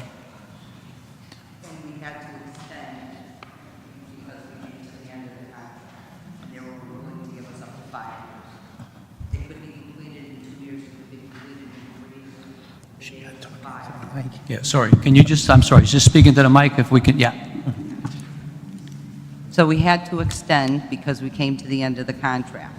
They're willing to hold the cost for 5 years, and that's what we agreed to. It could be finished in 2 years, it could be finished in 3 years. It doesn't mean we're going to take 5 years, but because they were willing to hold the price for that amount of time, that's what we agreed to. Okay, so that means that if we get approved for everything that needs to be funded, they'll start the project and done. Okay, thank you, thank you. Thank you, Mr. Chairman. Any further discussion on item number 2? Alderwoman Zimmerman? Yeah, I still don't understand. So it says the contract was initiated and the amount of $319,000 was funded through the capital budget. And now we're saying that it's not funded. So does it mean that it's funded through the capital budget if we receive the state and federal funding, or what does that mean? So the design would have been funded through the local capital program. The grant that I was referring to would be an application for the construction of the actual elevators. So if the reference was that there's 2 schools that haven't gone through the process of successfully receiving the grant for the construction side from the state, then, you know, that is a process to unfold, and I don't think it would be anywhere near as long as 5 years. I know the Board of Education has been working diligently on looking to have the project, overall, it's been a phased approach, but completed to ultimately have elevators in all of the elementary schools. Okay. That currently don't have them. So we're going to be seeing this in our capital budget coming up when we go to vote on the next budget for next year. This is going to be a factor in there, correct? Yes, if it hasn't already been included in one of the prior capital budgets, but there isn't an ability to move forward with the project on the construction side until the grant has been successfully awarded through DAS at the state level. Okay. And do we have a timing for that? I'm not sure if you said that or not. For I approval? don't at this point in time, but it's, again, there's over the past 2 to 3 years, there's been 4 elevators that have been successfully constructed and installed, and I believe these additional 2 are the last 2 in the process, if not part of the last 4 in the process to complete the installation for all the schools. And do we know if these 2 schools are ADA compliant without the elevators? Like, do children that are in that district go to a different school because they don't have elevators yet, or? I believe Generali is from the backside, and they do have some special programs there. Tinker, I would have to ask. Off the top of my head, I don't believe so. Okay. All right, thank you both. Any further discussion on item number 2? Hearing none, all those in favor say aye. Aye. Opposed, say nay. Any abstentions? Motion passes. As we said earlier, items 4 and 5 were received and placed on file, so moving on to item number 7. Your Intergovernmental Committee respectfully recommends that the Board of Aldermen accept the recommendation of the registrars of voters to not designate a second location for early voting, as submitted by Teresa Begnell and Alex Desjardins, Waterbury Registrars of Voters. Can I have a motion to accept the recommendation? Motion to accept recommendation. And a second. Second. Any discussion? Alderwoman Zimmerman. I just have a quick question. Do we know how many people voted early last year, approximately? So for the presidential election was around... Sorry, just the name, Oh, please. Teresa Bagnell, Registrar of Voters. Alex Desjardins, Registrar of Voters. Thank you. It was 7,700. Okay, thank you. That was it. Appreciate it. Any further discussion on item number 7? Hearing none, all those in favor of accepting the recommendation say aye. Aye. Opposed say nay. Any abstentions? The motion passes. Thank you. Item number 8, your Intergovernmental Committee respectfully recommends that the Board of Aldermen approve the amendment to the contract between J.A. Rosa Construction LLC and the City of Waterbury per ITB number 7977 in the amount of $224,918 as submitted by Bradley Millay, Superintendent of Water. Can I get a motion to approve? Motion to approve. And a second. Second. Any discussion on item number 8? Alderwoman Zimmerman. Thank you. Honorable Board, Bradley Millay, Superintendent of Water. Thank you. Hello. Just in the documentation here, it says this is for the contingency used to pay for unforeseen construction costs that are being realized. Can you just kind of give us a recap on what that is and what that looks like? Sure. So the contingency was originally built into the contract to begin with. It was funded up front. We just didn't include it in the contract with the contractor. We didn't need to let them know we had it. We ended up clearing about 30 or so more trees right in front of Reagan School, and that caused the bill. It goes beyond our normal invoicing from them, so we needed to approve the contingency and put it back into the contract. Okay, thank you. Any further discussion on item number 8? Thank you. Hearing none, all those in favor say aye. Aye. Opposed say nay. Any abstentions? The motion passes. Item number 9. Your Intergovernmental Committee respectfully recommends that the Board of Aldermen approve a professional services agreement between the City of Waterbury and Thai Sales LLC to replace the outdated and unsupported software currently in use at a cost of $110,379.27 as submitted by Bradley Millay, Superintendent of Water. Can I get a motion? Motion to approve. And a second. Second. Any discussion? Alderman Rodriguez.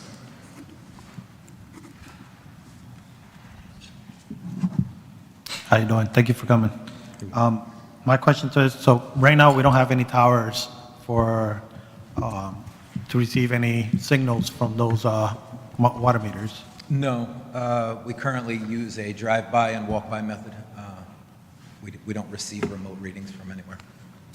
Do we have to change any of the boxes for the readings, or people will still use the same ones right now?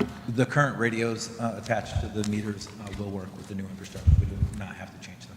No. So, and are we changing any meters inside those properties, or this is only for the towers that you guys are installing? Yeah, the second part of this contract was just for the towers. We don't need to, although we do change meters every day, we don't need to change meters to be compatible with the new software or the new remote reading capability. Okay, thank you, appreciate it. Any further discussion on item number 9? Thank you. Hearing none, all those in favor say aye. Aye. Opposed say nay. Any abstentions? The motion passes. Thank you. Thank you. Item number 10.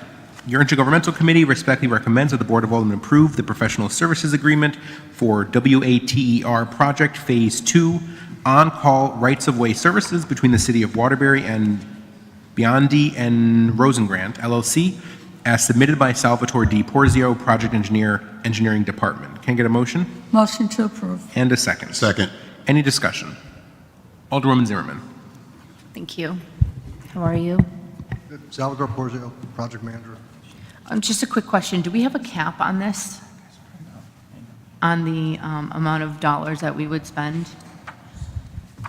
No, there isn't a cap. This is a contract required by the federal government. They have certain steps. We have right-of-way activities, title searchers, appraisals, review appraisers. Normally, DOT would perform these all right-of-way services for us for a fee. They were challenged on their legislative authority for greenways, so they declined to assist us. So the city engineering right now is taking on the process of hiring people to do the process. Unfortunately, the legislation has been passed, but we don't know what assistance we'll be getting from DOT. We plan to meet with them in the next week or two. Okay. Thank you very much. Any further discussion on item number 10? Hearing none. All those in favor say aye. Aye. Opposed say nay. Any abstentions? The motion passes. Thank you. Thank you. Item number 11. Your Intergovernmental Committee respectfully recommends that the Board of Aldermen approve the professional services agreement for engineering on-call services 2025 through 2027 between the City of Waterbury and CDM Smith, Inc., as submitted by Salvatore D. Porzio, Project Engineer, Engineering Department. Can I get a motion? Motion to approve. And a second. Second. Any discussion? Hearing no, Alderwoman Zimmerman. I kind of have the same question for all of these items that have the on-call engineering. Is there a cap on these? No, this is just to set the framework in place. We have the pricing and hourly rates for these firms. When a project comes up, we can send 3 or 4 requests, or proposal requests for services for a specific project to 3 or 4 of the firms that we think are most qualified. And it would be just the same thing. We'd get the proposals, we'd evaluate their cost, Okay. but there's no cap to answer your question. When we have multiple, this kind of combines the items, so I don't want to do that, but at the same time, if we have multiple items with multiple different vendors for on-call services, that's because we send the request out to 3 or 4 of them or X amount and see kind of who comes back with who's available and what their price is? The RFP, RFQ, when we did it, there were 50 categories, different types of services, and firms checked off which ones they applied for. We selected which ones we wanted them to provide those services. Okay, thank you. Any further discussion on item number 11? Hearing none. All those in favor say aye. Aye. Opposed say nay. Any abstentions? The motion passes. Thank you. Thank you.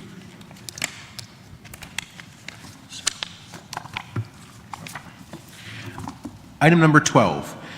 Your Intergovernmental Committee respectfully recommends that the Board of Aldermen approve the professional services agreement for engineering on-call services 2025 through 2027 between the City of Waterbury and SLR International Corporation, as submitted by Salvatore D. Porzio, Project Engineer, Engineering Department. Can I get a motion to approve? Motion to approve. And a second. Second.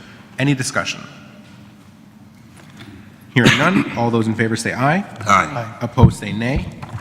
Any abstentions? The motion passes.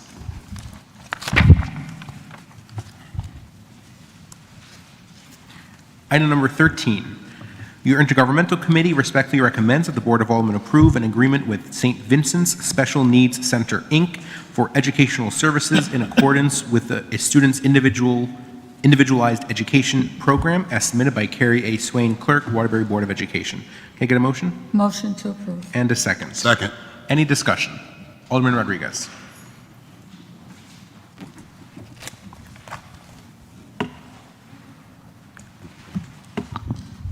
Wendy Johns, Director of Pupil Services. Thank you for coming. I just have one simple question. Are we still, so the special education, we're still doing it outside of Waterbury, or we utilize Waterbury now? For the, because I see that this is going to be used for the special education program. Are we busing the special education to other towns, or it's going to help us do it here in Waterbury? No, this is specifically for students with severe medical needs. Okay. It's a school in Trumbull, and we bus students to them. These students, due to their medical conditions, are unable to be educated in Waterbury Public Schools. Okay. They need to be under the care of medical professionals in basically a hospital setting. Thank you so much. Appreciate it. And I'm Thank sorry, you. just for the record, I don't know if you said your name, I apologize. I but- did. Wendy Okay. Johns, Director of People Services. Thank you, thank you. Thank you. Thank you, Mr. Chairman. Any further discussion on item number 13? Thank you. Hearing none, all those in favor say aye. Aye. Opposed, say nay. Any abstentions? The motion passes. Item number 14, your intergovernmental committee respectfully recommends that the Board of Aldermen not disapprove of the following individuals to the following boards and commissions as submitted by Paul K. Peranowski Jr., Mayor, City of Waterbury. Under restricted appointments to the Litter Control and Beautification Commission, those appointees are Gary Hitchko, a term 1/1/22 to 12/31/25. Brenny A. Alcantara, 1/1/24 to 12/31/2027. Under unrestricted appointments, the Board of Ethics, Mark Kavanaugh, 8/1/2025 to 7/31/2030. Can I get a motion to not disapprove? Motion not to disapprove. And a second. Second. Any discussion? Hearing none, all those in favor say aye. Aye. Opposed, say nay. Any abstentions? The motion passes.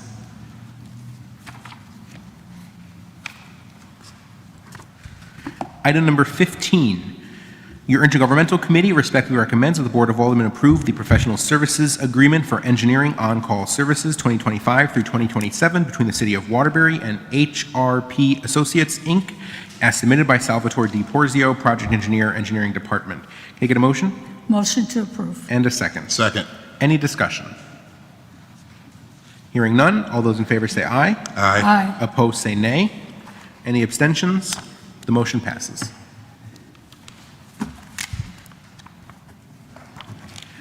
Item number 16, your intergovernmental committee respectfully recommends that the Board of Aldermen approve the professional services agreement for engineering on-call services 2025 through 2027 between the City of Waterbury and Tie and Bond, Inc., as submitted by Salvatore Di Porzio, Project Engineer, Engineering Department. Can I get a motion to approve? Motion to approve. And a second. Second. Any discussion? Hearing none, all those in favor say aye. Aye. Opposed, say nay. Any abstentions? The motion passes.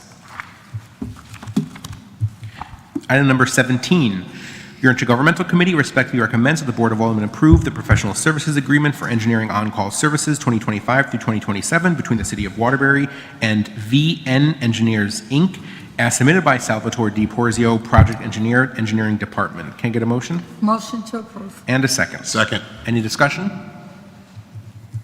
Hearing none, all those in favor say aye. Aye. Opposed, say nay. Any abstentions? The motion passes.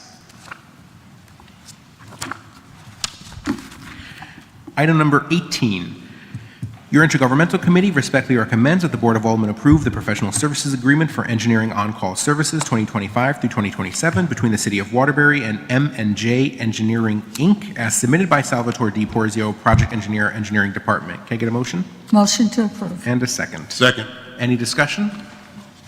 All those in favor say aye. Aye. Opposed, say nay.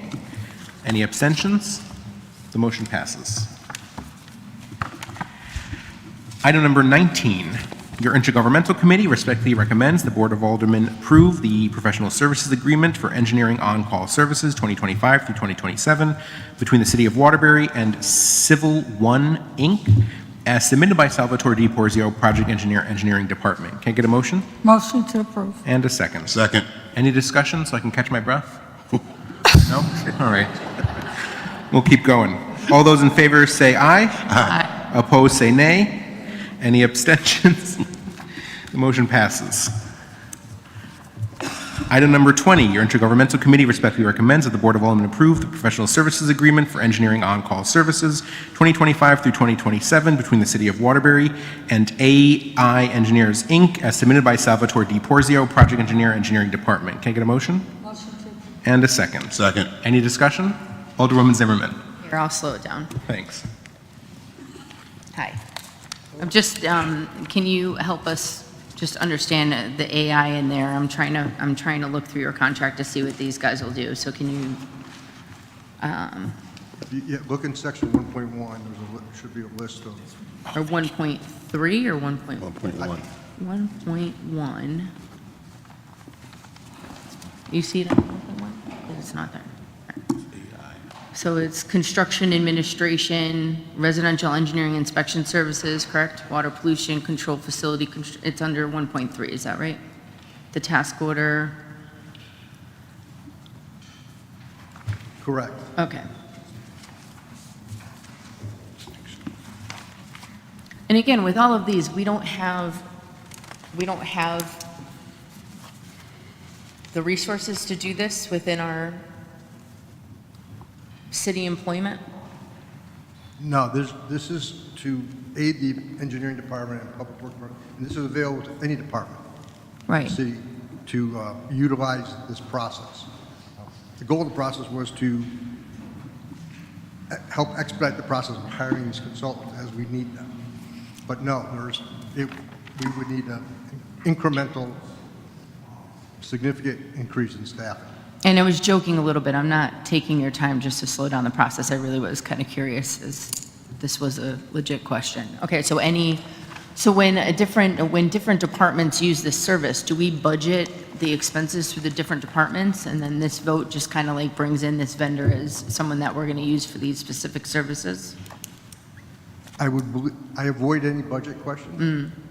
Yeah, that's fair. But what happens is, these projects, once they're budgeted, there's a set budget. So Okay. we have to stay within those guidelines. Okay. All right. Mr. LeBlanc, do you know that when a different department uses these services, does it get charged to those different departments through the budget? Like, how does that work?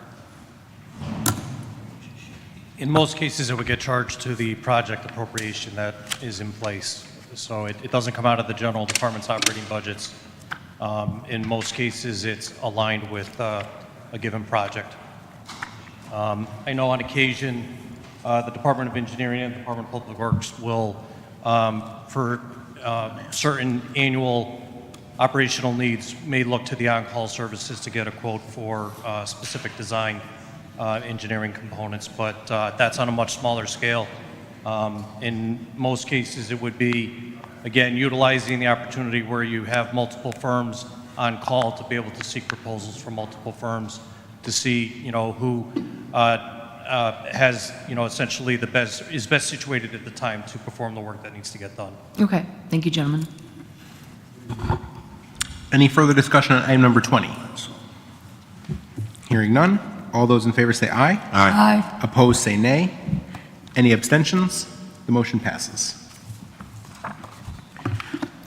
Item number 21, your intergovernmental committee respectfully recommends that the Board of Aldermen approve the bond underwriting services agreement with Raymond James and Associates, Inc., as submitted by Michael LeBlanc, Director of Finance. Can I get a motion? Motion to approve. And a second. Second. Any discussion? Alderman Rodriguez. Thanks. Good evening. Thank you for coming. Could you explain a little bit about the process of the bonding process that I see here? I know it says year one will be $125, year two, $2 and, well, 2 to 9, $2 and 10 on $225. Yes, so what this represents is the pricing structure for the various years of generally what would be a 20-year amortization on a bond issuance. So for the underwriter's services, they've identified a year one maturity of $1.25 per $1,000 bond. And as you mentioned, years 2 through 9 is $2 per $1,000 bond. And then years 10 through 20 would be $2.25 per 1,000 bond. And then in the event that there was a bond issuance with a maturity period larger than 20 years, it would be at $2.25 per $1,000 bond. For a $20 million bond issuance, the fees that would be involved for the underwriter would be in the estimated range of $45,000.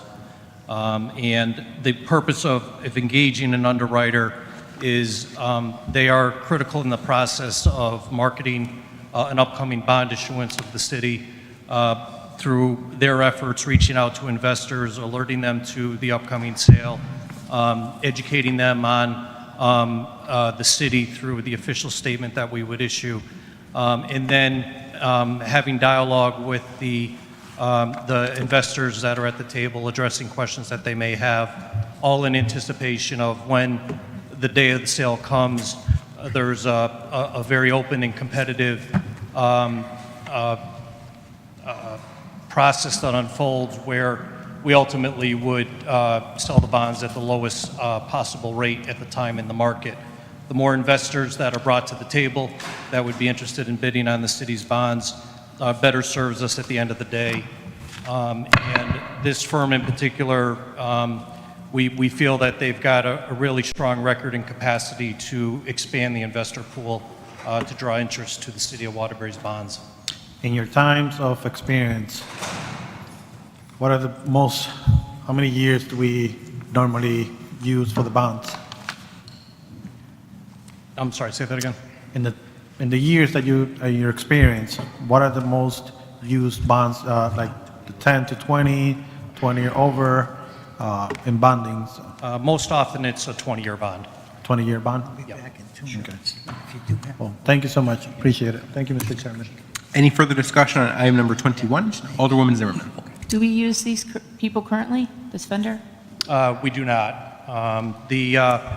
We have not gone to market since June of 2022. As the mayor had mentioned earlier this evening, with the ARPA funds, it allowed us a lot of opportunity to self-fund projects.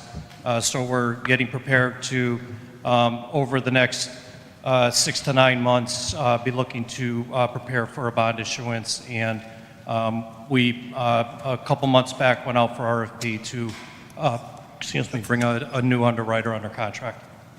So have we not, and my memory, right, I would need to remember every single vote I've had, but have we not issued a bond since 2022? That's correct. Okay. And then the bond writer, I think you said, Underwriter. Underwriter. They're considered they underwrite the sale of the bonds.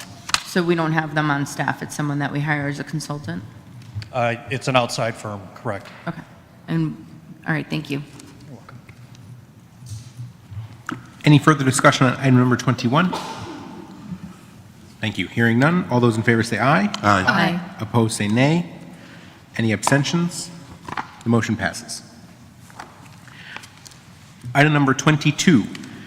Your Intergovernmental Committee respectfully recommends that the Board of Aldermen approve a facilities use agreement with the University of Connecticut at no cost to utilize the Yukon Waterbury Robotics Institute to practice and collaborate for upcoming competitions as submitted by Carrie A. Swain, Clerk, Waterbury Board of Education. Can I get a motion? Motion to approve. And a second. Second. Any discussion? Hearing none, all those in favor say aye. Aye. Opposed say nay. Any abstentions? The motion passes. Item number 23, your Intergovernmental Committee respectfully recommends that the Board of Aldermen approve a services agreement with Rubicon West LLC for a 3-year period and in the not-to-exceed amount of $137,940 for online curriculum and lesson planning as submitted by Carrie A. Swain, Clerk, Waterbury Board of Education. Can I get a motion? Motion to approve. And a second. Second. Any discussion? Alderman Rodriguez.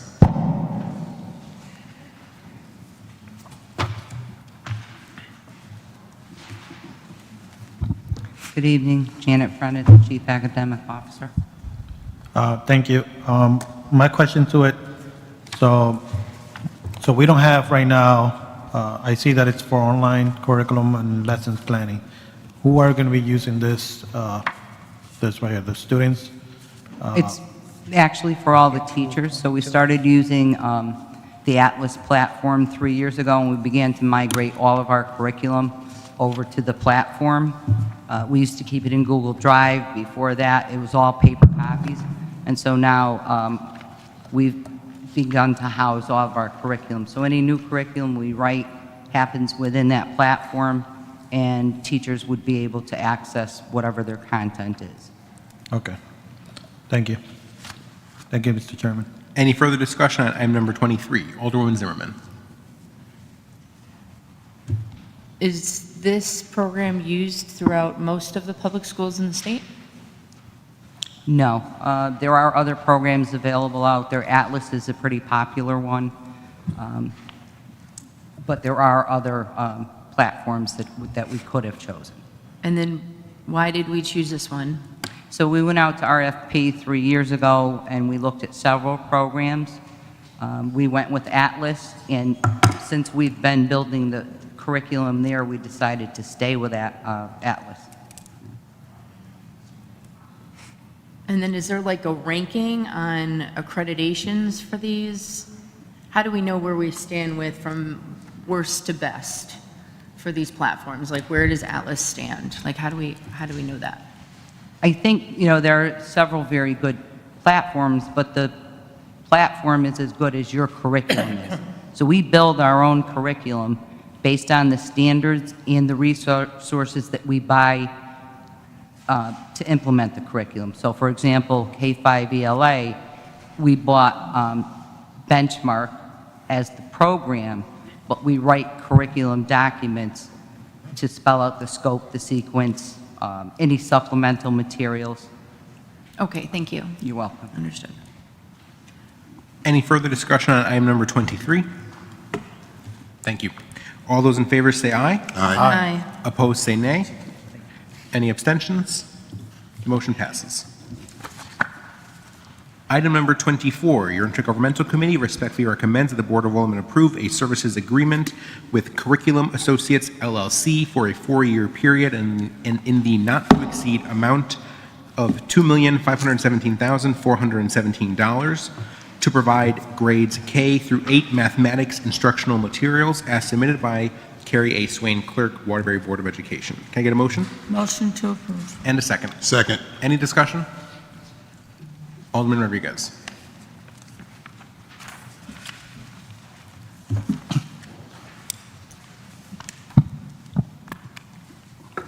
Hi, how you doing?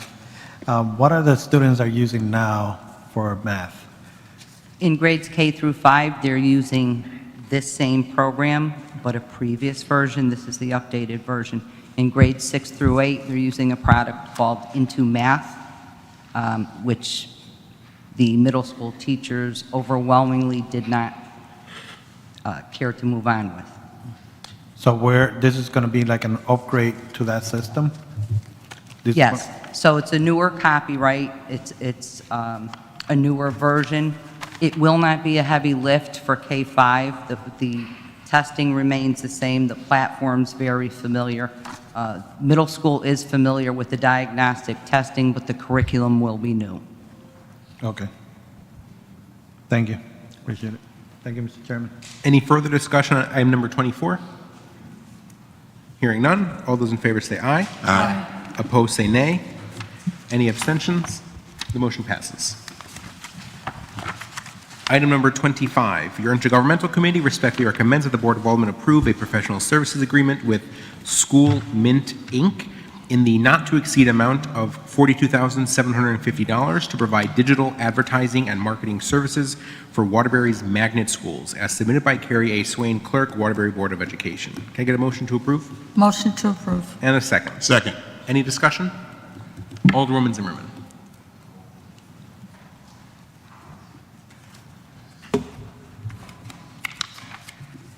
Hello.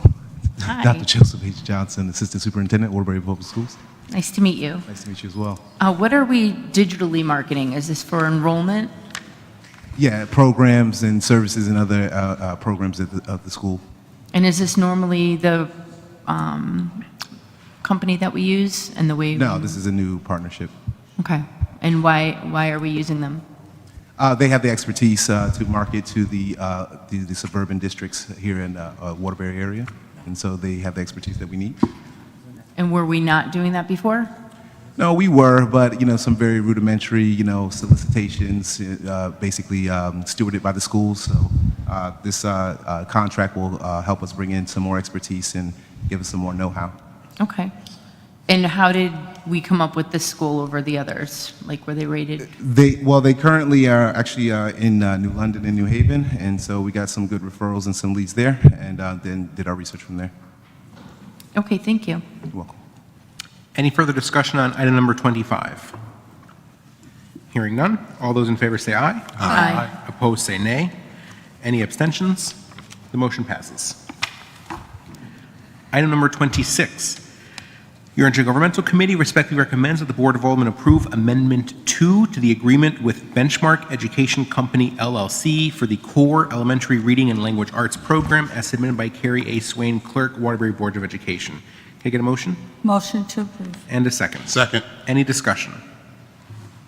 Hearing none, all those in favor say aye. Aye. Opposed say nay. Any abstentions? The motion passes. Item number 27. Your Intergovernmental Committee respectfully recommends that the Board of Aldermen approve Amendment 1 to the agreement with Ambassador Wheelchair Services for the medically fragile students and/or students with disabilities and/or McKinney-Vento eligible students as submitted by Carrie A. Swain, Clerk, Waterbury Board of Education. Can I get a motion? Motion to approve. And a second. Second. Any discussion? Alderman Rodriguez.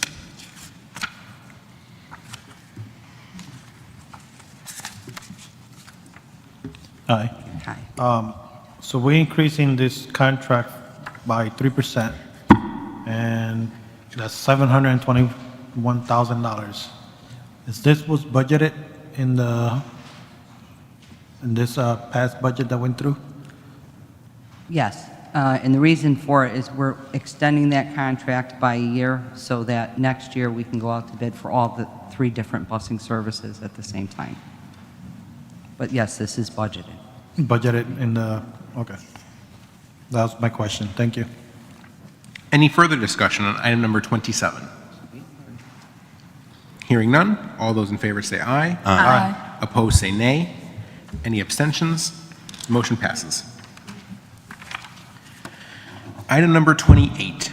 Your Intergovernmental Committee respectfully recommends that the Board of Aldermen approve an agreement with ESS Northeast LLC for a 3-year period and in the not-to-exceed amount of $12,600,000 for substitute teacher and paraprofessional staffing services as submitted by Carrie A. Swain, Clerk, Waterbury Board of Education. Can I get a motion? Motion to approve. And a second. Second. Any discussion? Alderwoman Zimmerman.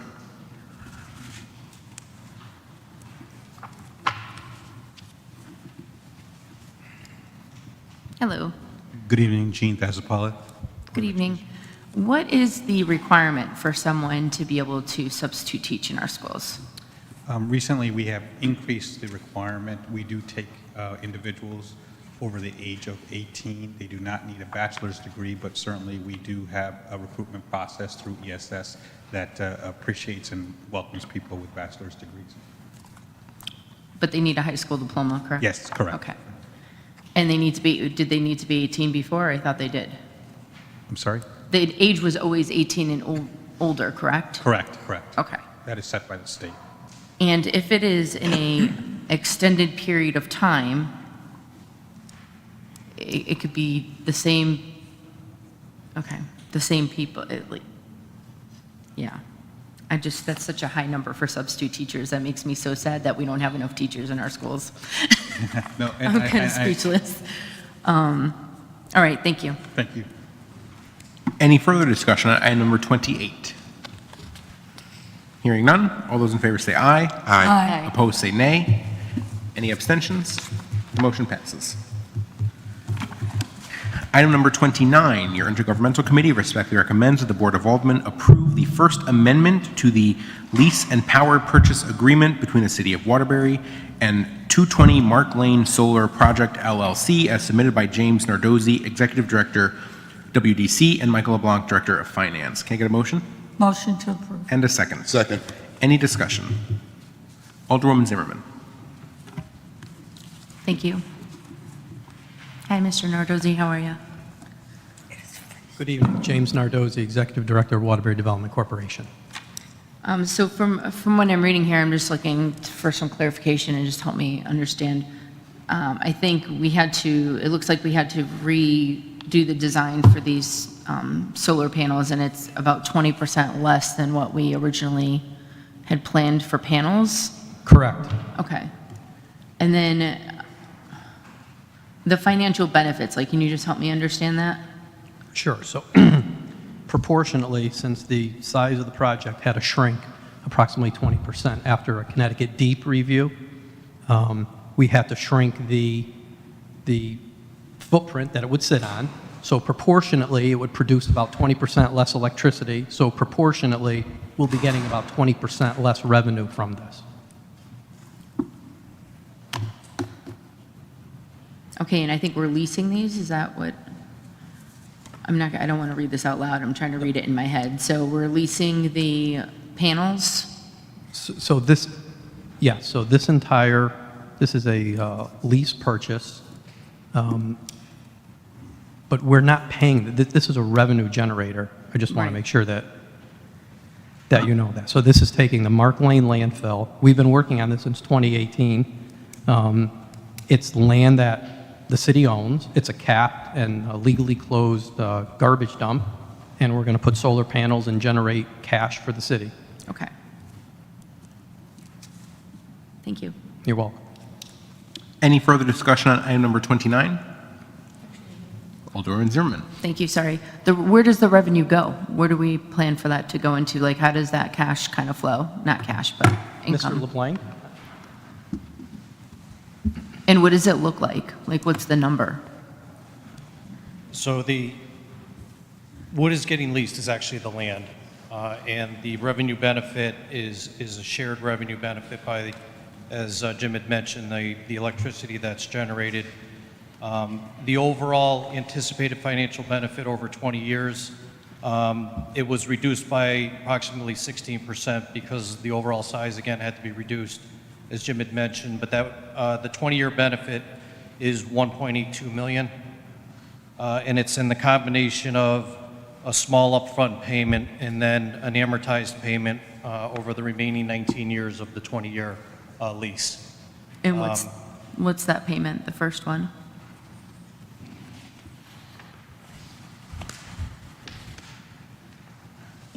Or what are our total payments? I knew we had these numbers. The total payments are $1.82 million. That's what we're paying? No, that's our revenue. Revenue that the city will receive over the course of the 20 years. Thank you. The upfront payment in year one, once operational, is $200,000, and then the annual payment for the rest of the term is $36,842.11. Okay. Thank you very much. Any further discussion on item number 29? Hearing none, all those in favor say aye. Aye. Opposed say nay. Any abstentions? The motion passes. Item number 30. Your Intergovernmental Committee respectfully recommends that the Board of Aldermen approve a professional services agreement for the Chase Building Commissioning Services.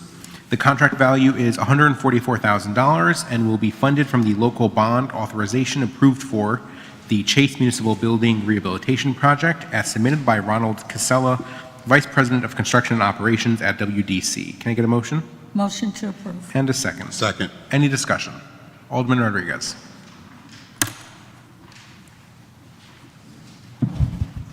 Ron Casella, Alderman, President, thank you. Thank you for coming. My question to this is, I get it. This is coming out from the bond that we approved. But what is going to be the doing of this company? So we hired Fryer as the architect for the Chase building. So we hired a separate commissioning firm that specialized in commissioning of mechanical, plumbing, electrical, and sprinkler. That's all they do is do commissioning.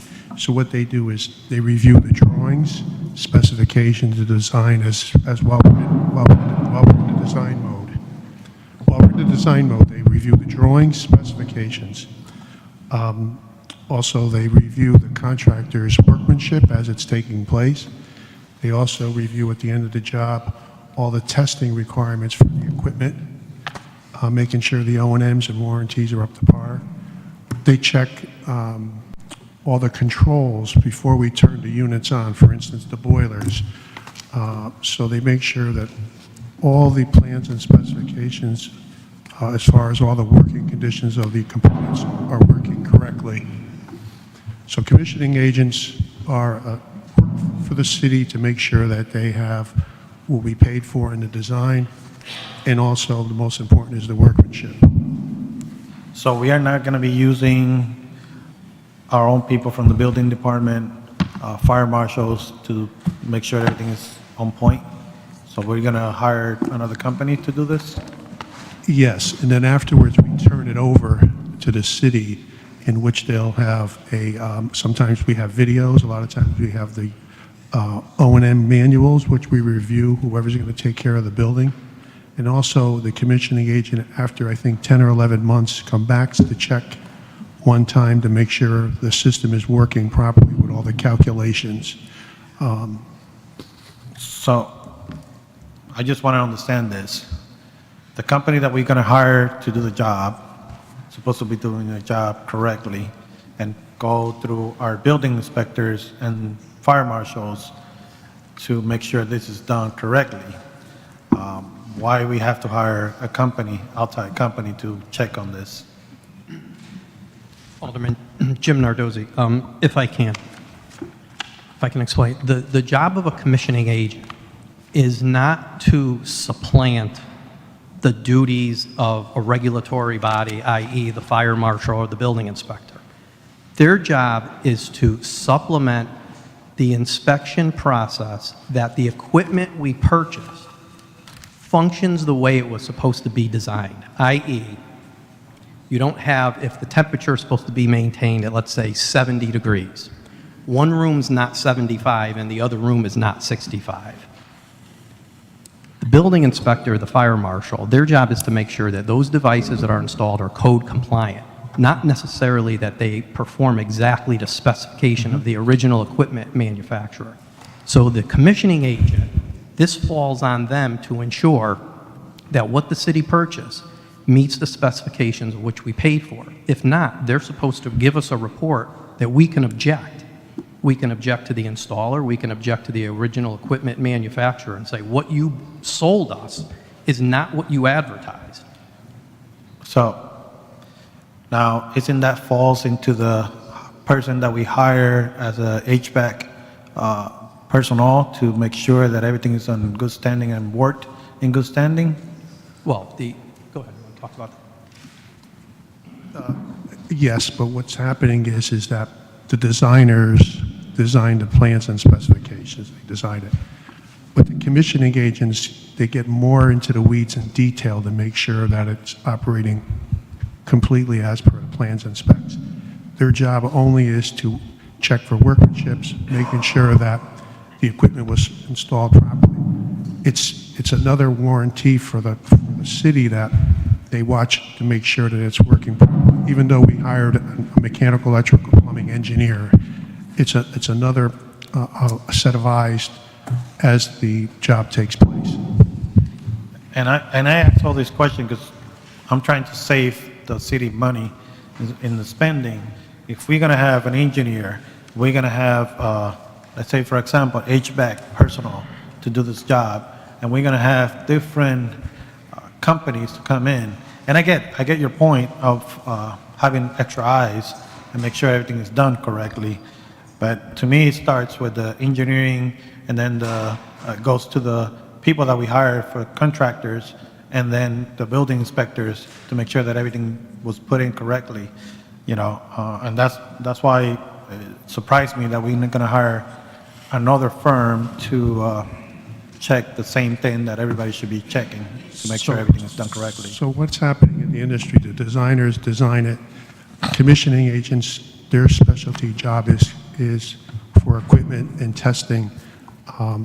The engineers that we hire, their expertise is in design more than commissioning.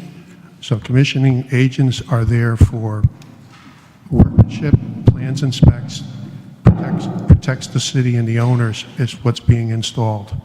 A lot of times on designs, when you have a designer, they also hire commissioning agents. And this, we did it separately. So a lot of times when buildings are designed, the engineer of record does hire a commissioning agent to watch the store. So we just did it separately. We broke it from Friar's contract. They work directly for us. So that's the delta difference versus Friar hiring them versus us hiring them to know what's going on with the systems. They're working for the city. So we're saying that we hire these people, not the contractor that is doing the job. Correct. Okay. Thank you, Mr. President. Thank you, Mr. Chairman. Any further discussion on item number 30? Thank you. Hearing none, all those in favor say aye. Aye. Opposed, say nay. Any abstentions? The motion passes. Thank you. Thank you.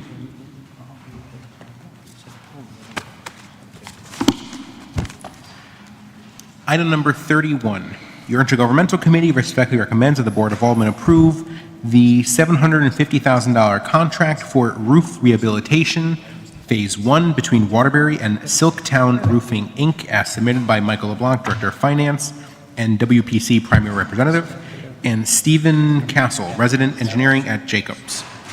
Can I get a motion? Motion to approve. And a second. Second. Any discussion? Alderwoman Zimmerman.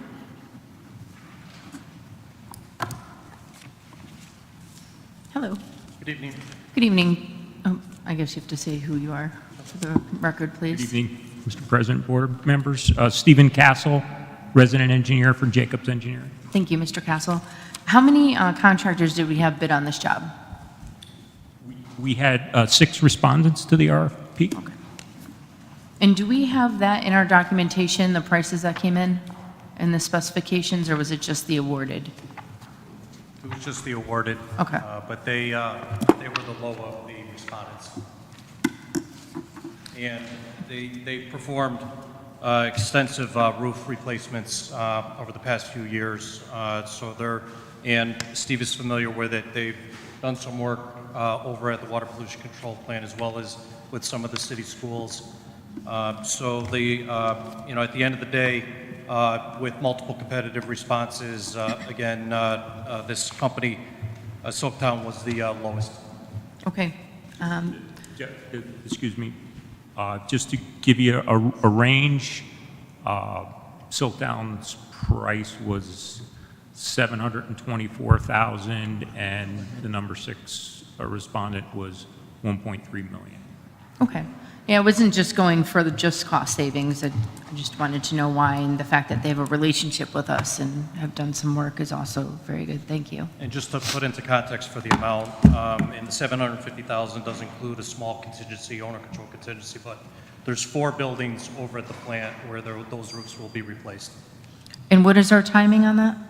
Around estimated? The actual contract is 180 days, but the contractor has indicated he will be able to get all 4 buildings done before Christmas time, before the weather, cold weather and snow sets in. All right, great. But just in case, we increase the contract time to go into the spring, just in case he runs into some unforeseen conditions. Do we have any serious leaking or anything happening right now? We have some leaking in some of the buildings. We've done some interim repairs over the last couple of years while we were doing the design, but the interim repairs have sealed up the issue temporarily. But this work is definitely required. All the roofs at the water pollution control facility were installed in the time frame 1998 to 2000, so they're at least minimum 25 years old. Thank you. Are you all set, Alderwoman Zimmerman? Yes, I am. Thank you. Any further discussion on item number 31? Hearing none. All those in favor say aye. Aye. Opposed, say nay. Any abstentions? The motion passes. Item number 32, your Intergovernmental Committee respectfully recommends that the Board of Aldermen approve Amendment Number 1 to Professional Services Agreement with KBE Building Corporation to provide downtown redevelopment Phase 3 Projects Program Management Services under RFP number 7959. Amendment number 1 would extend the contract through June 30, 2026, and add an additional $264,000 to the contract amount as submitted by Michael LeBlanc, Director of Finance, and David Simpson, Director of Public Works. Can I get a motion? Motion to approve. And a second. Second. Any discussion? Alderman Rodriguez.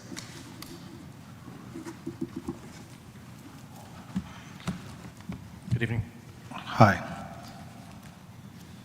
I get that the company is reducing their monthly fee from, I think it was like 51,000 to 35,000. But now we're extending the contract from August to March for an addition 264,000. So that's almost 8 months. And if you do the math, that's about, just about, I'll tell you right now, because I just had it, comes out to $68,000 a month extra. So really, we're not, because we're extending the contract for them for another 8 months. Am I right? No, the fee on a monthly basis will be $35,000 a month. It's not in addition to. Yeah, but when the contract was going to be done? When the contract was supposed to be ending? It wasn't contemplated at the time. When we initially did the RFP, it included both the services, program management services for establishing the assessment of the condition of the building, establishing the scope of work for what in the industry they term getting the building to a cold dark shell status. That is what was awarded off of that RFP initially. It was, now that we've progressed to the point where we're nearing the completion of the status of the cold dark shell, the next step will be to complete the fit out phase for the floors. And in consideration of that, we approached KBE and negotiated a reduced rate for the monthly program management services through what is projected to be a substantial completion period of March of next year. Also incorporated in this is an additional allowance of $35,000 for the 3-month period that would be at an hourly rate from April through June of next year in the event that there's any additional punch list items to be addressed in formal closeout of the project. But we are anticipating that we'll reach substantial completion by March of next year. Do we have what they really do for us in the city, like some paperwork that what they have done, what they do, how they do it? Because, you know, we're extending another another year. And we send this to bidding, or we just decided for them to do the job? No, we had gone out to bid initially and incorporated at the time the full scope of services in that RFP. However, when it came time for the initial contract, we purposely made the decision to only award the contract for services related to the assessment and for getting the building to a cold dark shell status. It wasn't known at the time what ultimately the fit out was going to be fully comprised of. Over this duration of time, there's been meetings with the departments that are ultimately going to be occupying the space for swing space purposes, and the full scope of what the fit out would look like wasn't known at that original point in time, going back to when the original contract was executed. So again, at this period of time, we worked with KBE to negotiate what we felt was an appropriate monthly fee, which would be capped at that $35,000 per month. And as far as monitoring what they're doing, what I would categorize as the building committee meets on a weekly basis with KBE to go over what is occurring, what RFPs are in play for the scope of work that is in play. We've brought before you various contracts to this point, and there'll be more to come as we move forward with the completion of the fit out. So they're involved with the process from development of the RFP, working through the responses to the RFP, any Q&As that come about through the RFP process, and then ultimately they're responsible for managing the contractor that is successfully awarded the components of the scope of work. Because we're doing an amendment here, so I just want to know, and I don't have it in front of me, when the contract was supposed to be ending for them, and now we are going to hire them for another 8 months, kind of. It could be another year. That's the biggest thing for me, because I understand they're saying, you know, reducing to 35,000, but really, we're paying back whatever they take out, because we're extending this contract for another year. We're extending the contract to provide for the period of time for the fit-out component of the overall project for which that timeline was not incorporated into the original contract. So this amendment incorporates the timeline for the fit-out component of the project, as well as providing for the program management services at that reduced rate of $35,000 per month. And then it says right here that we're gonna, from April to June, we're gonna do hourly bill for at $233 an hour, and for a project manager, $197. Correct. So we are anticipating that the project will reach substantial completion in March of 2026, at which time there would be some final closeout components for the work and arguably some punch list items to be addressed as the movement process occurs. And we just wanted to allow for the contract to have that flexibility for that 3-month period. But we were not comfortable with committing to a $35,000 per month fee for those 3 months. And we felt that this structure was the appropriate way to protect the interests of the city and the dollars of the city at the end of the day by structuring it under an hourly based rate structure. So essentially time at the hourly rates would be those services. So when that time comes, we will be carefully monitoring what those billable hours are. But again, at this time, we're anticipating without any equipment delays, having reached, full substantial completion by March. Okay. Thank you, Thank you, Mr. Chairman. Any further discussion on item number 32? Alderwoman Zimmerman. What are we fitting out to? Do we have any letters of intent or some sort of idea of who's going in there besides the Chase Building?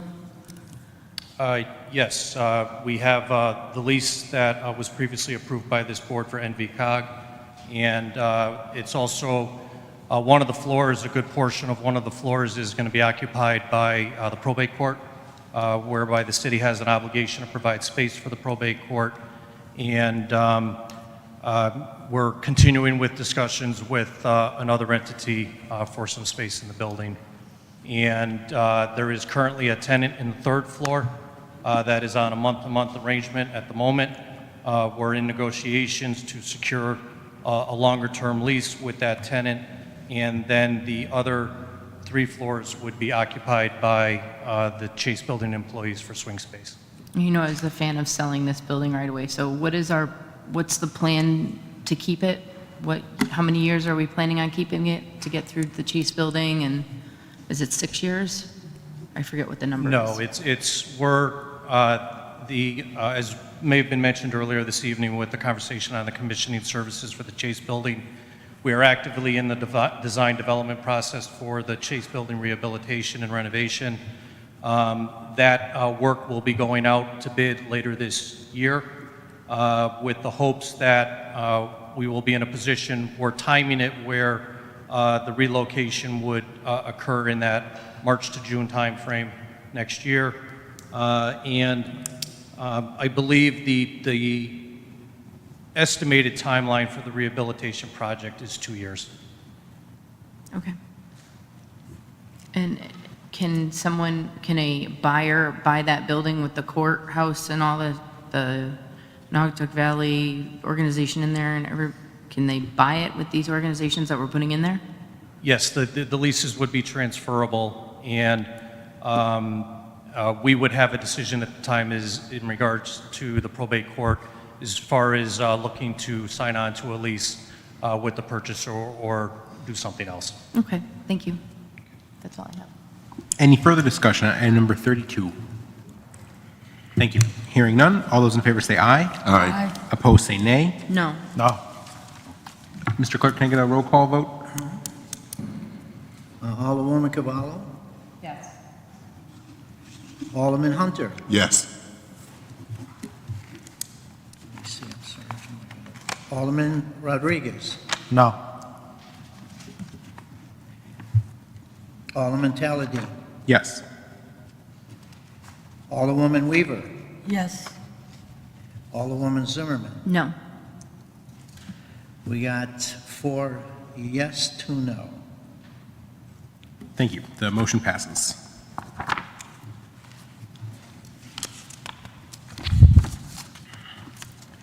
Item number 33. Your Intergovernmental Committee respectfully recommends that the Board of Aldermen not to disapprove the appointment of Bradley Millay as Water Superintendent as submitted by Paul K. Peranowski Jr., Mayor, City of Waterbury. Can I get a motion to not disapprove? Motion to not to disapprove. And a second. Second. Any discussion? Hearing none, all those in favor say aye. Aye. Opposed say nay. Any abstentions? The motion passes.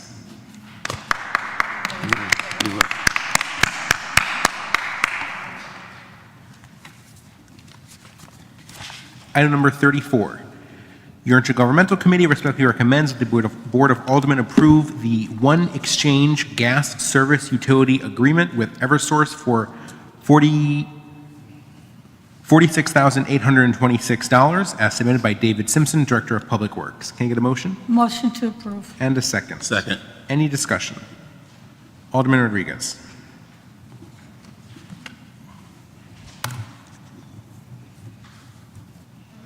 Good evening, David Simpson, Director of Public Works. How you doing? Thank you for coming. Why the contract for 15 years if the city plans to sell this as soon as we kind of repair it? And is the new owner will take over this contract, or how's that gonna plan out? This is a 15-year agreement with Eversource. Eversource needs to change the gas line into the building for the generator, which we previously talked about, and we have been negotiating with Eversource as what that cost would be. That's why it didn't come at the same time the generator did. So the agreement will go to the next owner if necessary. So we're lacking this new owners. The city will lock them in a 15-year contract. How about if the new owner doesn't want to use the generator or have another idea for this? What would that happen? Well, we are paying for the installation of the upgraded line for the gas service. It also comes with a cost each year for the gas. And whoever the new owner is will need that same pressure so they can use the generator for the use of the elevators. No, I get it. I get the price, but owners change their mind and they could change the transfer, whatever generator it is, to another one, how they feel like it, because it's their building, or even not even use it.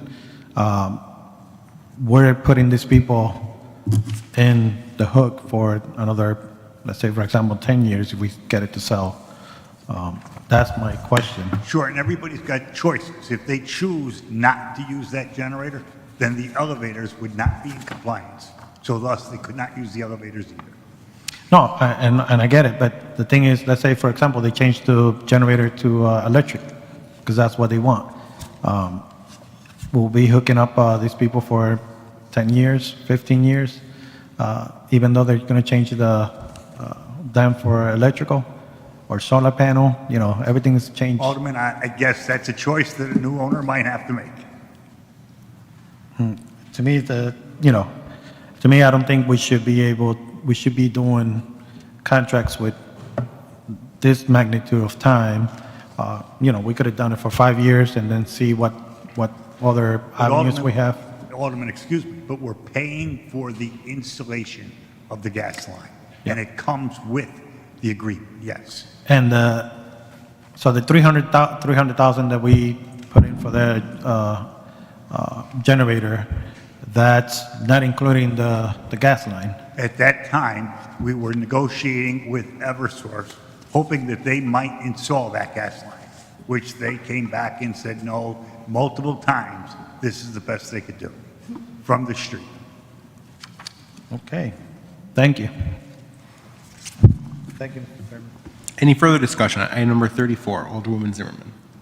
This is more just my commentary for the record. If you'd like to comment, then that, please do so. But I feel like we're back when we were at the water plant, when they needed to bring in a second line of electricity for our generators to work, for them to bill us and give us enough electricity accordingly, and we had to pay for them to bring in the line.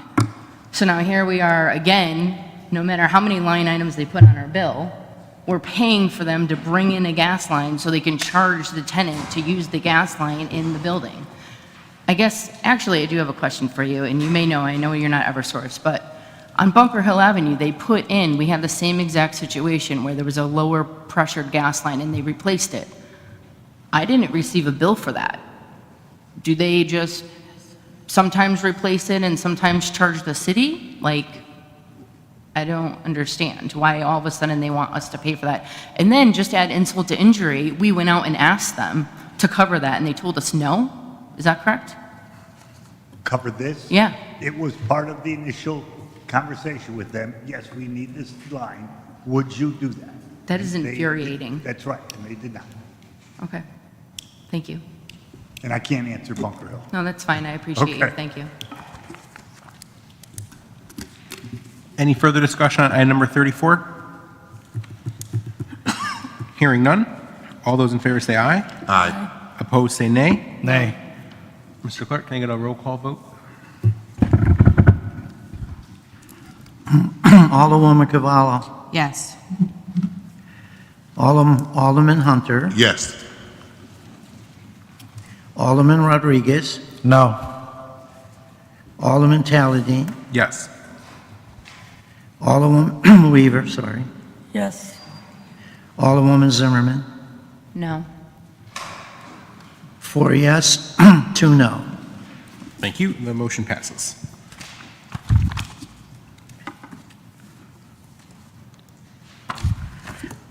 Item number 35. The Intergovernmental Committee respectfully recommends that the Board of Aldermen approve CRT 25-268 DPH State Immunization and Vaccines for Children FY 25 through 28. The contract awards $119,649 per year, or $359,038 over 3 years, as submitted by Aisling McGuckin, MSN MPH RN Director of Public Health. Can I get a motion? Motion to approve. And a second. Second. Any discussion? Alderman Rodriguez.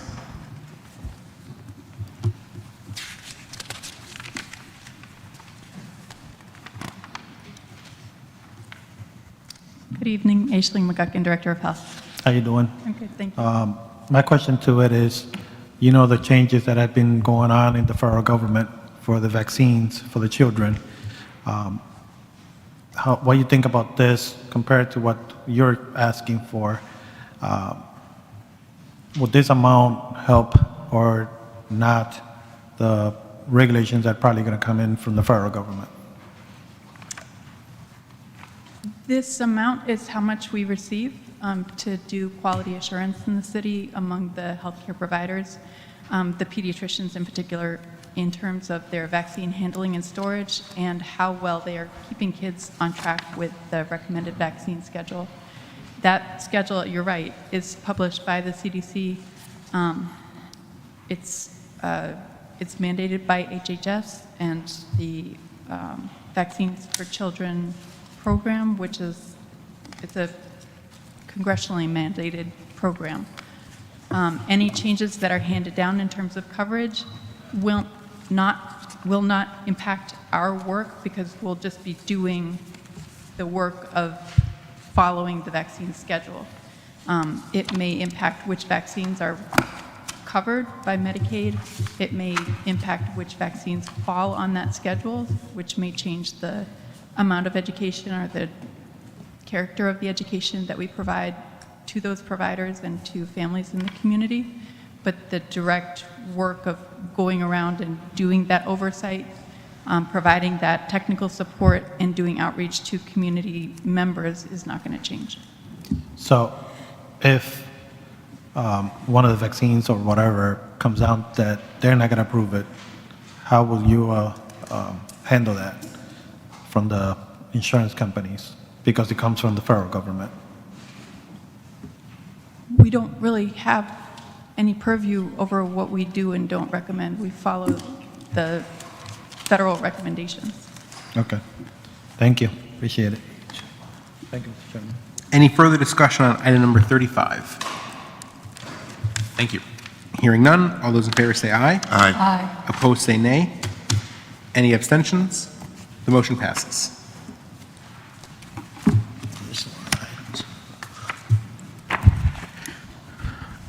Item number 36.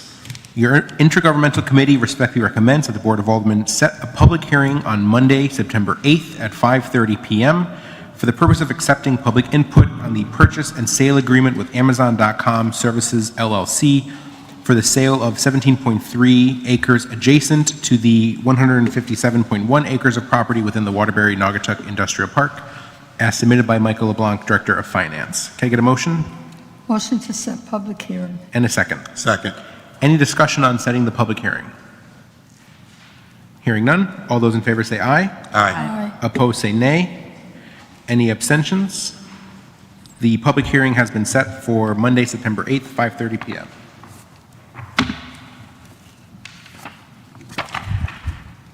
Item number 37. Your intergovernmental committee respectfully recommends that the Board of Aldermen approve the acquisition of permanent access easement on property located at 467 Bunker Hill Avenue, as submitted by Michael LeBlanc, Director of Finance, and David Simpson, Director of Public Works. Can I get a motion to approve? Motion to approve. And a second. Second. Any discussion? Hearing none, all those in favor say aye. Aye. Opposed, say nay. Any abstentions? The motion passes. Item number 38. Your intergovernmental committee respectfully recommends that the Board of Aldermen approve the drainage connection concurrence between the City of Waterbury and the Connecticut Department of Transportation as submitted by Roy E. Kavanaugh, P.E., City Engineer. Can I get a motion? Motion to approve. And a second. Second. Any discussion? Hearing none. All those in favor say aye. Aye. Opposed, say nay. Any abstentions? The motion passes. Item number 39. Your intergovernmental committee respectfully recommends that the Board of Aldermen approve a project authorization letter maintenance agreement between the City of Waterbury and the Connecticut Department of Transportation as submitted by Roy E. Kavanaugh, P.E., City Engineer. Can I get a motion? Motion to approve. And a second. Second. Any discussion? Alderwoman Zimmerman.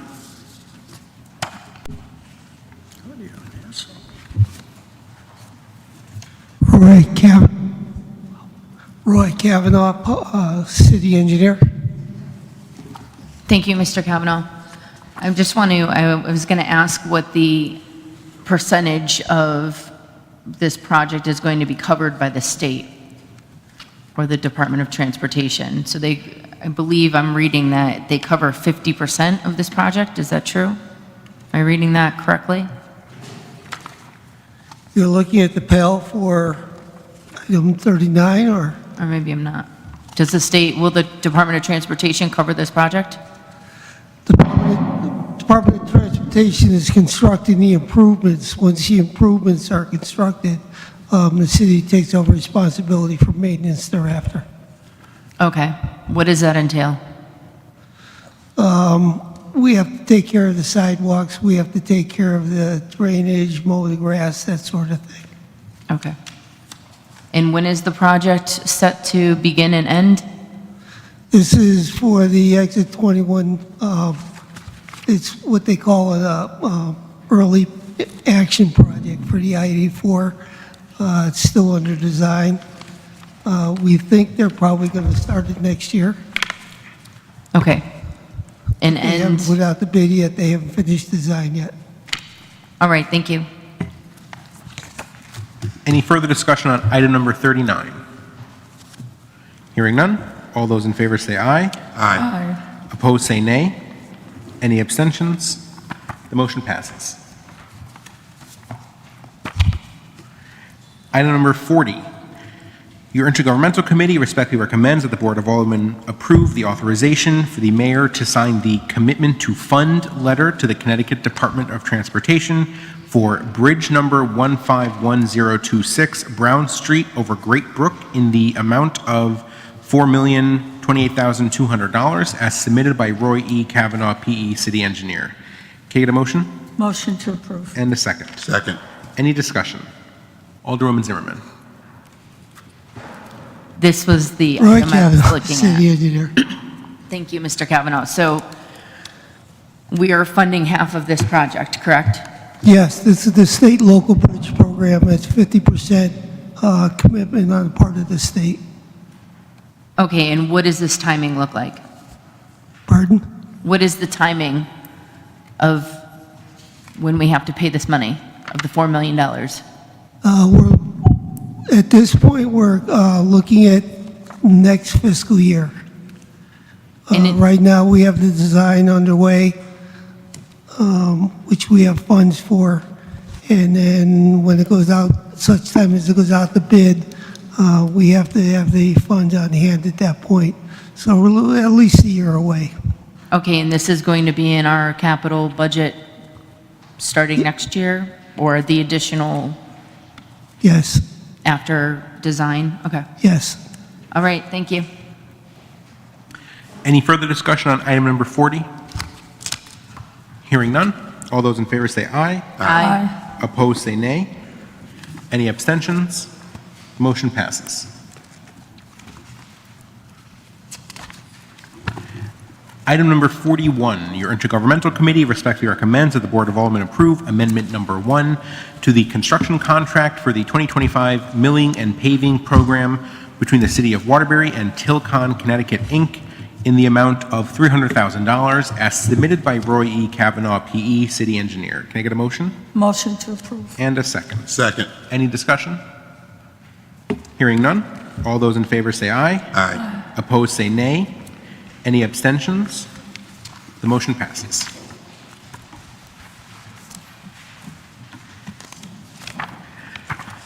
Item number 42, your Intergovernmental Committee respectfully recommends that the Board of Aldermen set a public hearing for September 8th, 2025 at 5:34 p.m.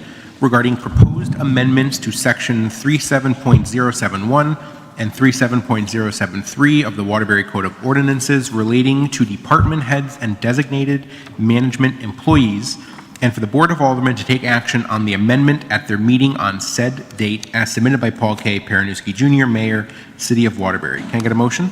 Motion to set public hearing. And a second. Second. Any discussion on setting the public hearing? Hearing none. All those in favor say aye. Aye. Opposed say nay. Any abstentions? The public hearing has been set for September 8th, 2025 at 5:34 p.m.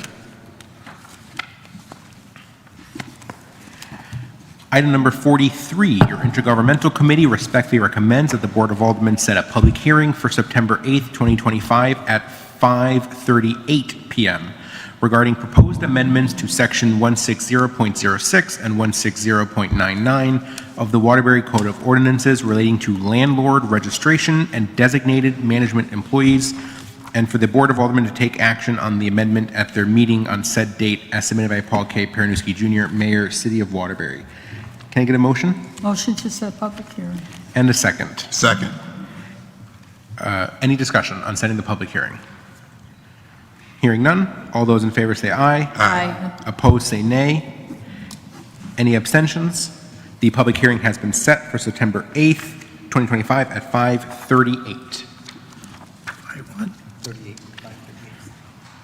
Item 44. Your Intergovernmental Committee respectfully recommends that the Board of Aldermen set a public hearing for September 8th, 2025 at 5:42 p.m.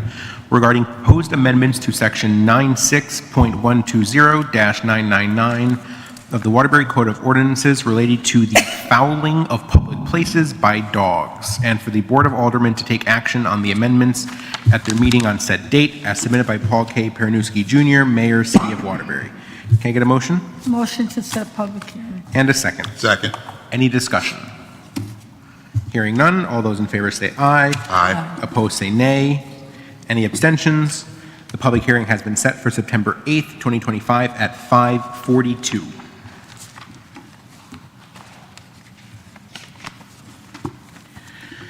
Item number 45, your intergovernmental committee respectfully recommends that the Board of Aldermen set a public hearing for September 8th, 2025 at 5:46 p.m. regarding proposed new ordinance concerning cigarette dealer licenses, and for the Board of Aldermen to take action on the amendments at their meeting on said date as submitted by Paul K. Peranowski Jr., Mayor, City of Waterbury. Can I get a motion? Motion to set public hearing. And a second. Second. Any discussion? Hearing none, all those in favor say aye. Aye. Opposed say nay. Any abstentions? The public hearing has been set at September 8th, 2025 at 5:46 p.m. Item number 46, your intergovernmental committee respectfully recommends that the Board of Aldermen set a public hearing on September 8th, 2025 at 5:50 p.m. regarding proposed new ordinances concerning hotels and lodging houses, and for the Board of Aldermen to take action on the amendments at their meeting on said date as submitted by Paul K. Peranowski Jr., Mayor, City of Waterbury. Can I get a motion? Motion to set public hearing. And a second. Second. Any discussion on setting the public hearing? Hearing none, all those in favor say aye. Aye. Opposed say nay.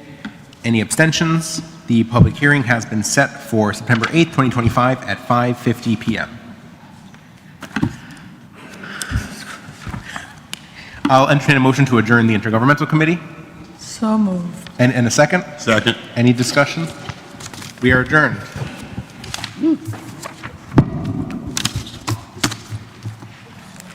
Okay, and with that, we'll return to the regular order of business. The following items are on the consent calendar. Item number 1 is receive and place on file. Item number 2 is on consent to approve. Items number 3, 4, 5, and 6 are all receive and place on files. Item number 7 is on consent to approve.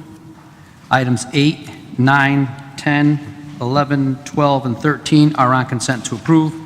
Item 14 is on consent to not disapprove. Items 15, 16, 17, and 18 are on consent to approve. Items 19, 20, 21, 22, 23, and 24 are on consent to approve. Items number 25, 26, 27, 28, 29, and 30 are on consent to approve. Items 31, 32, 33, 34, and 35 are on consent to approve. Item 36 is on consent to set a public hearing for September 8, 2025, 5:30 in these chambers. Items number 37, 38, 39, 40, and 41 are on consent to approve. Item number 42 is on consent to approve a public hearing for 9/8/2025 at 5:34 p.m. in these chambers. Item number 43 is on consent to approve to set a public hearing for September 8, 2025 at 5:38 p.m. in these chambers. Item 44 is on consent to set a public hearing for September 8, 2025 at 5:42 p.m. in these chambers. Item number 45 is on consent to set a public hearing for September 8, 2025 at 5:46 p.m. in these chambers. And item number 46 is on consent to set a public hearing for September 8, 2025 in these chambers, at 5:50 p.m. in these chambers. Unfinished business items number 1, 2, 3, and 4 are on consent to approve. Alderman Dorso, is there a motion with respect to the consent calendar as read? Motion to approve the consent calendar. Is there a second? Second.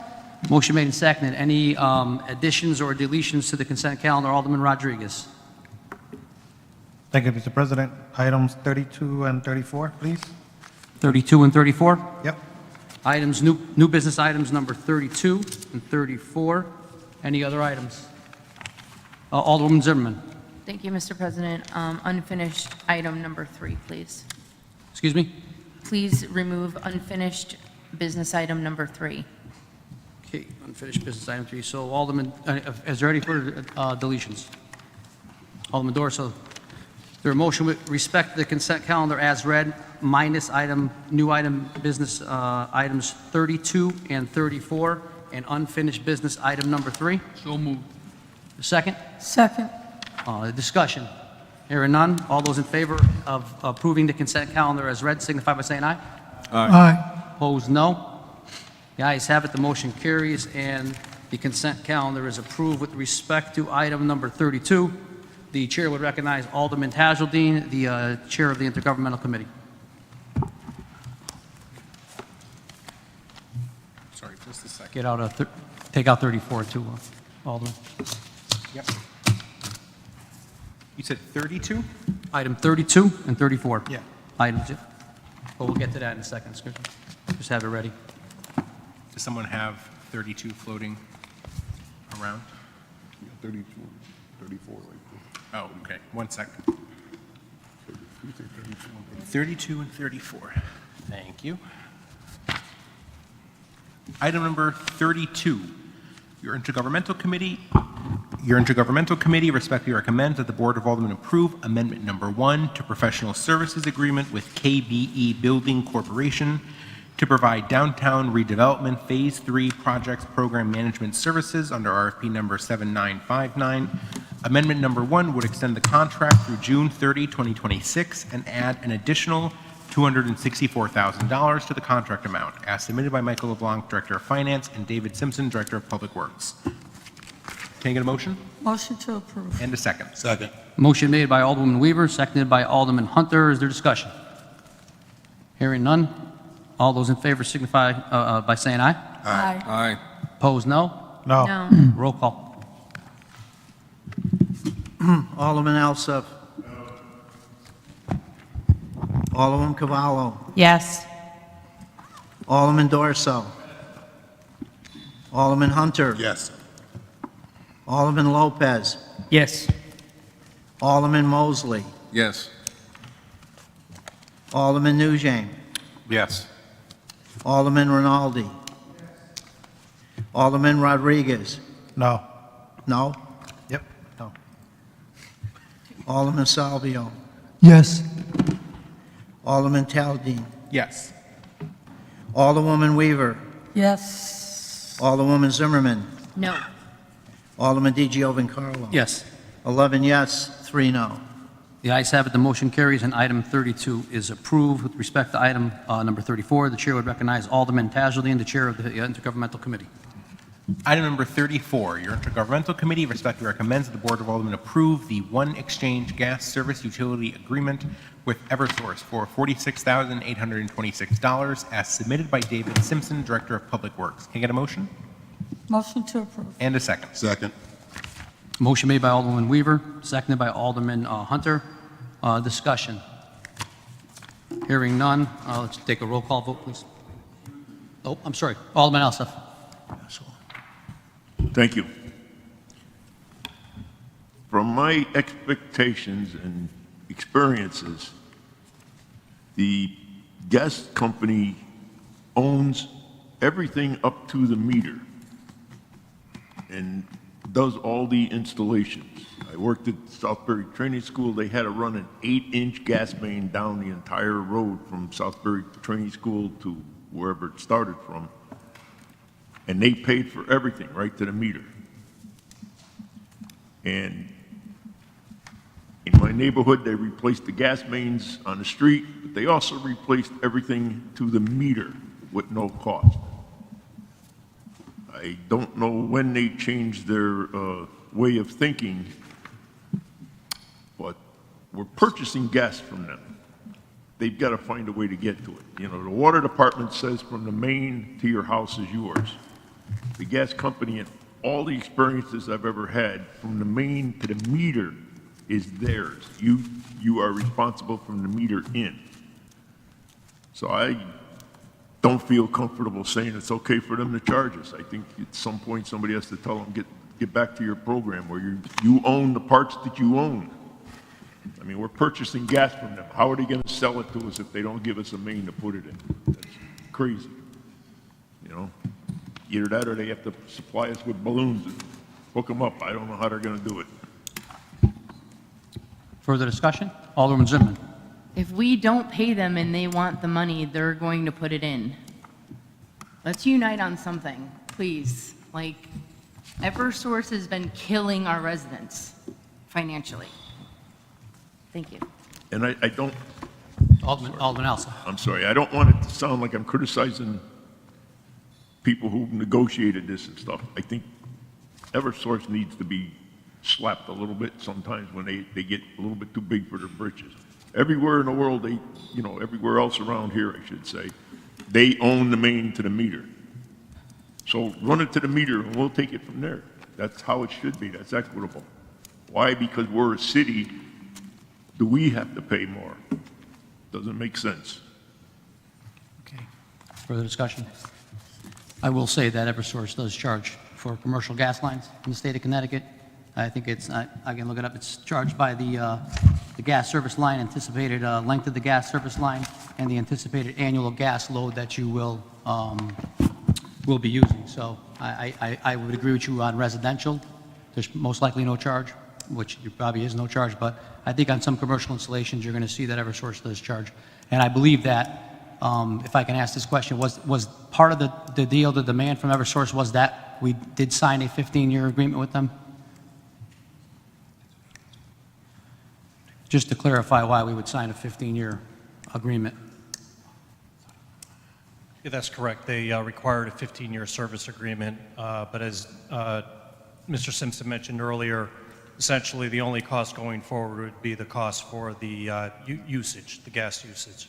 And then just, was there a chance that Eversource may not have done the project if we did not sign a 15-year agreement with them? I'm just throwing it out there because at this point, I don't know, I'm not sure what the time frame was for that reason, but... Yeah, the negotiations got to the point where the amount, the $46,000, was as low as they were going to go.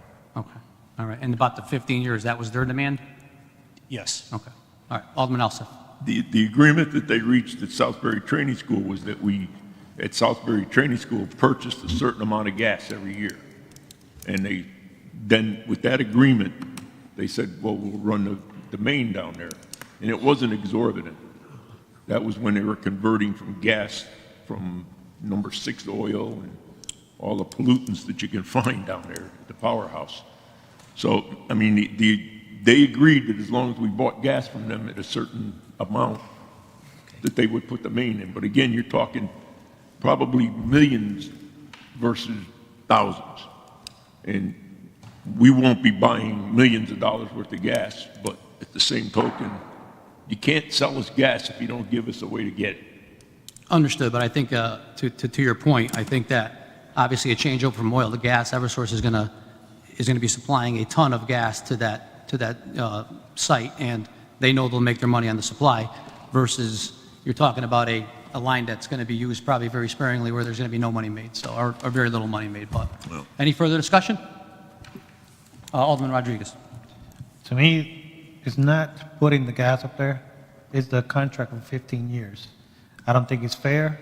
I don't think that the homeowner, the property owner that gets that building should be a person that will take that over. You know, I understand it would have said 5 years, or less, but to put 15 years to a contract for them to supply this is unbelievable. It's not even... Understood. Further discussion. Alderman Nugent. To that point, if we were to sell that building in the future, is there a clause that eliminates the 15-year? Kind of like with the title, the transfer of title? The line in the service agreement goes with the property. So whether it's you're selling a house or selling a commercial building, that agreement is going to transfer to the new owner of the property. And yes, it would be the new owner's discretion whether they want to utilize the service line, but it's the only place that they're going to get natural gas from. So at the end of the day, I would anticipate they're going to use it unless they want to go to oil. Alderman Mosley. Yeah. Excuse me, I'm sorry. Alderman James, any further questions? Sorry, but Alderman Mosley. Yeah, thank you for recognition, Mr. President. And just through you, just a question to my colleagues, just so I understand the concern. Is the concern the amount of years for the service agreement or the context of the actual service agreement? Just so I'm clear. Through you, Mr. President. Yes, to me, it's the contract of the 15-year. To put the service, I think is a great amount, and it's not that expensive. But we're going to be putting a line there, so we're going to utilize the amount of gas, and we understand there's a fee for it. But to me, for the, putting another property owner to get that contract without them approving it, I think is ridiculous. And, to me, the concern is the 15-year, not just not the putting the gas up there or the price of the putting the service up there. Thank you, Mr. President. Thank you. One more question. Alderman Olson. Thank you. That answers my question. Thank you. Alderman Elsa.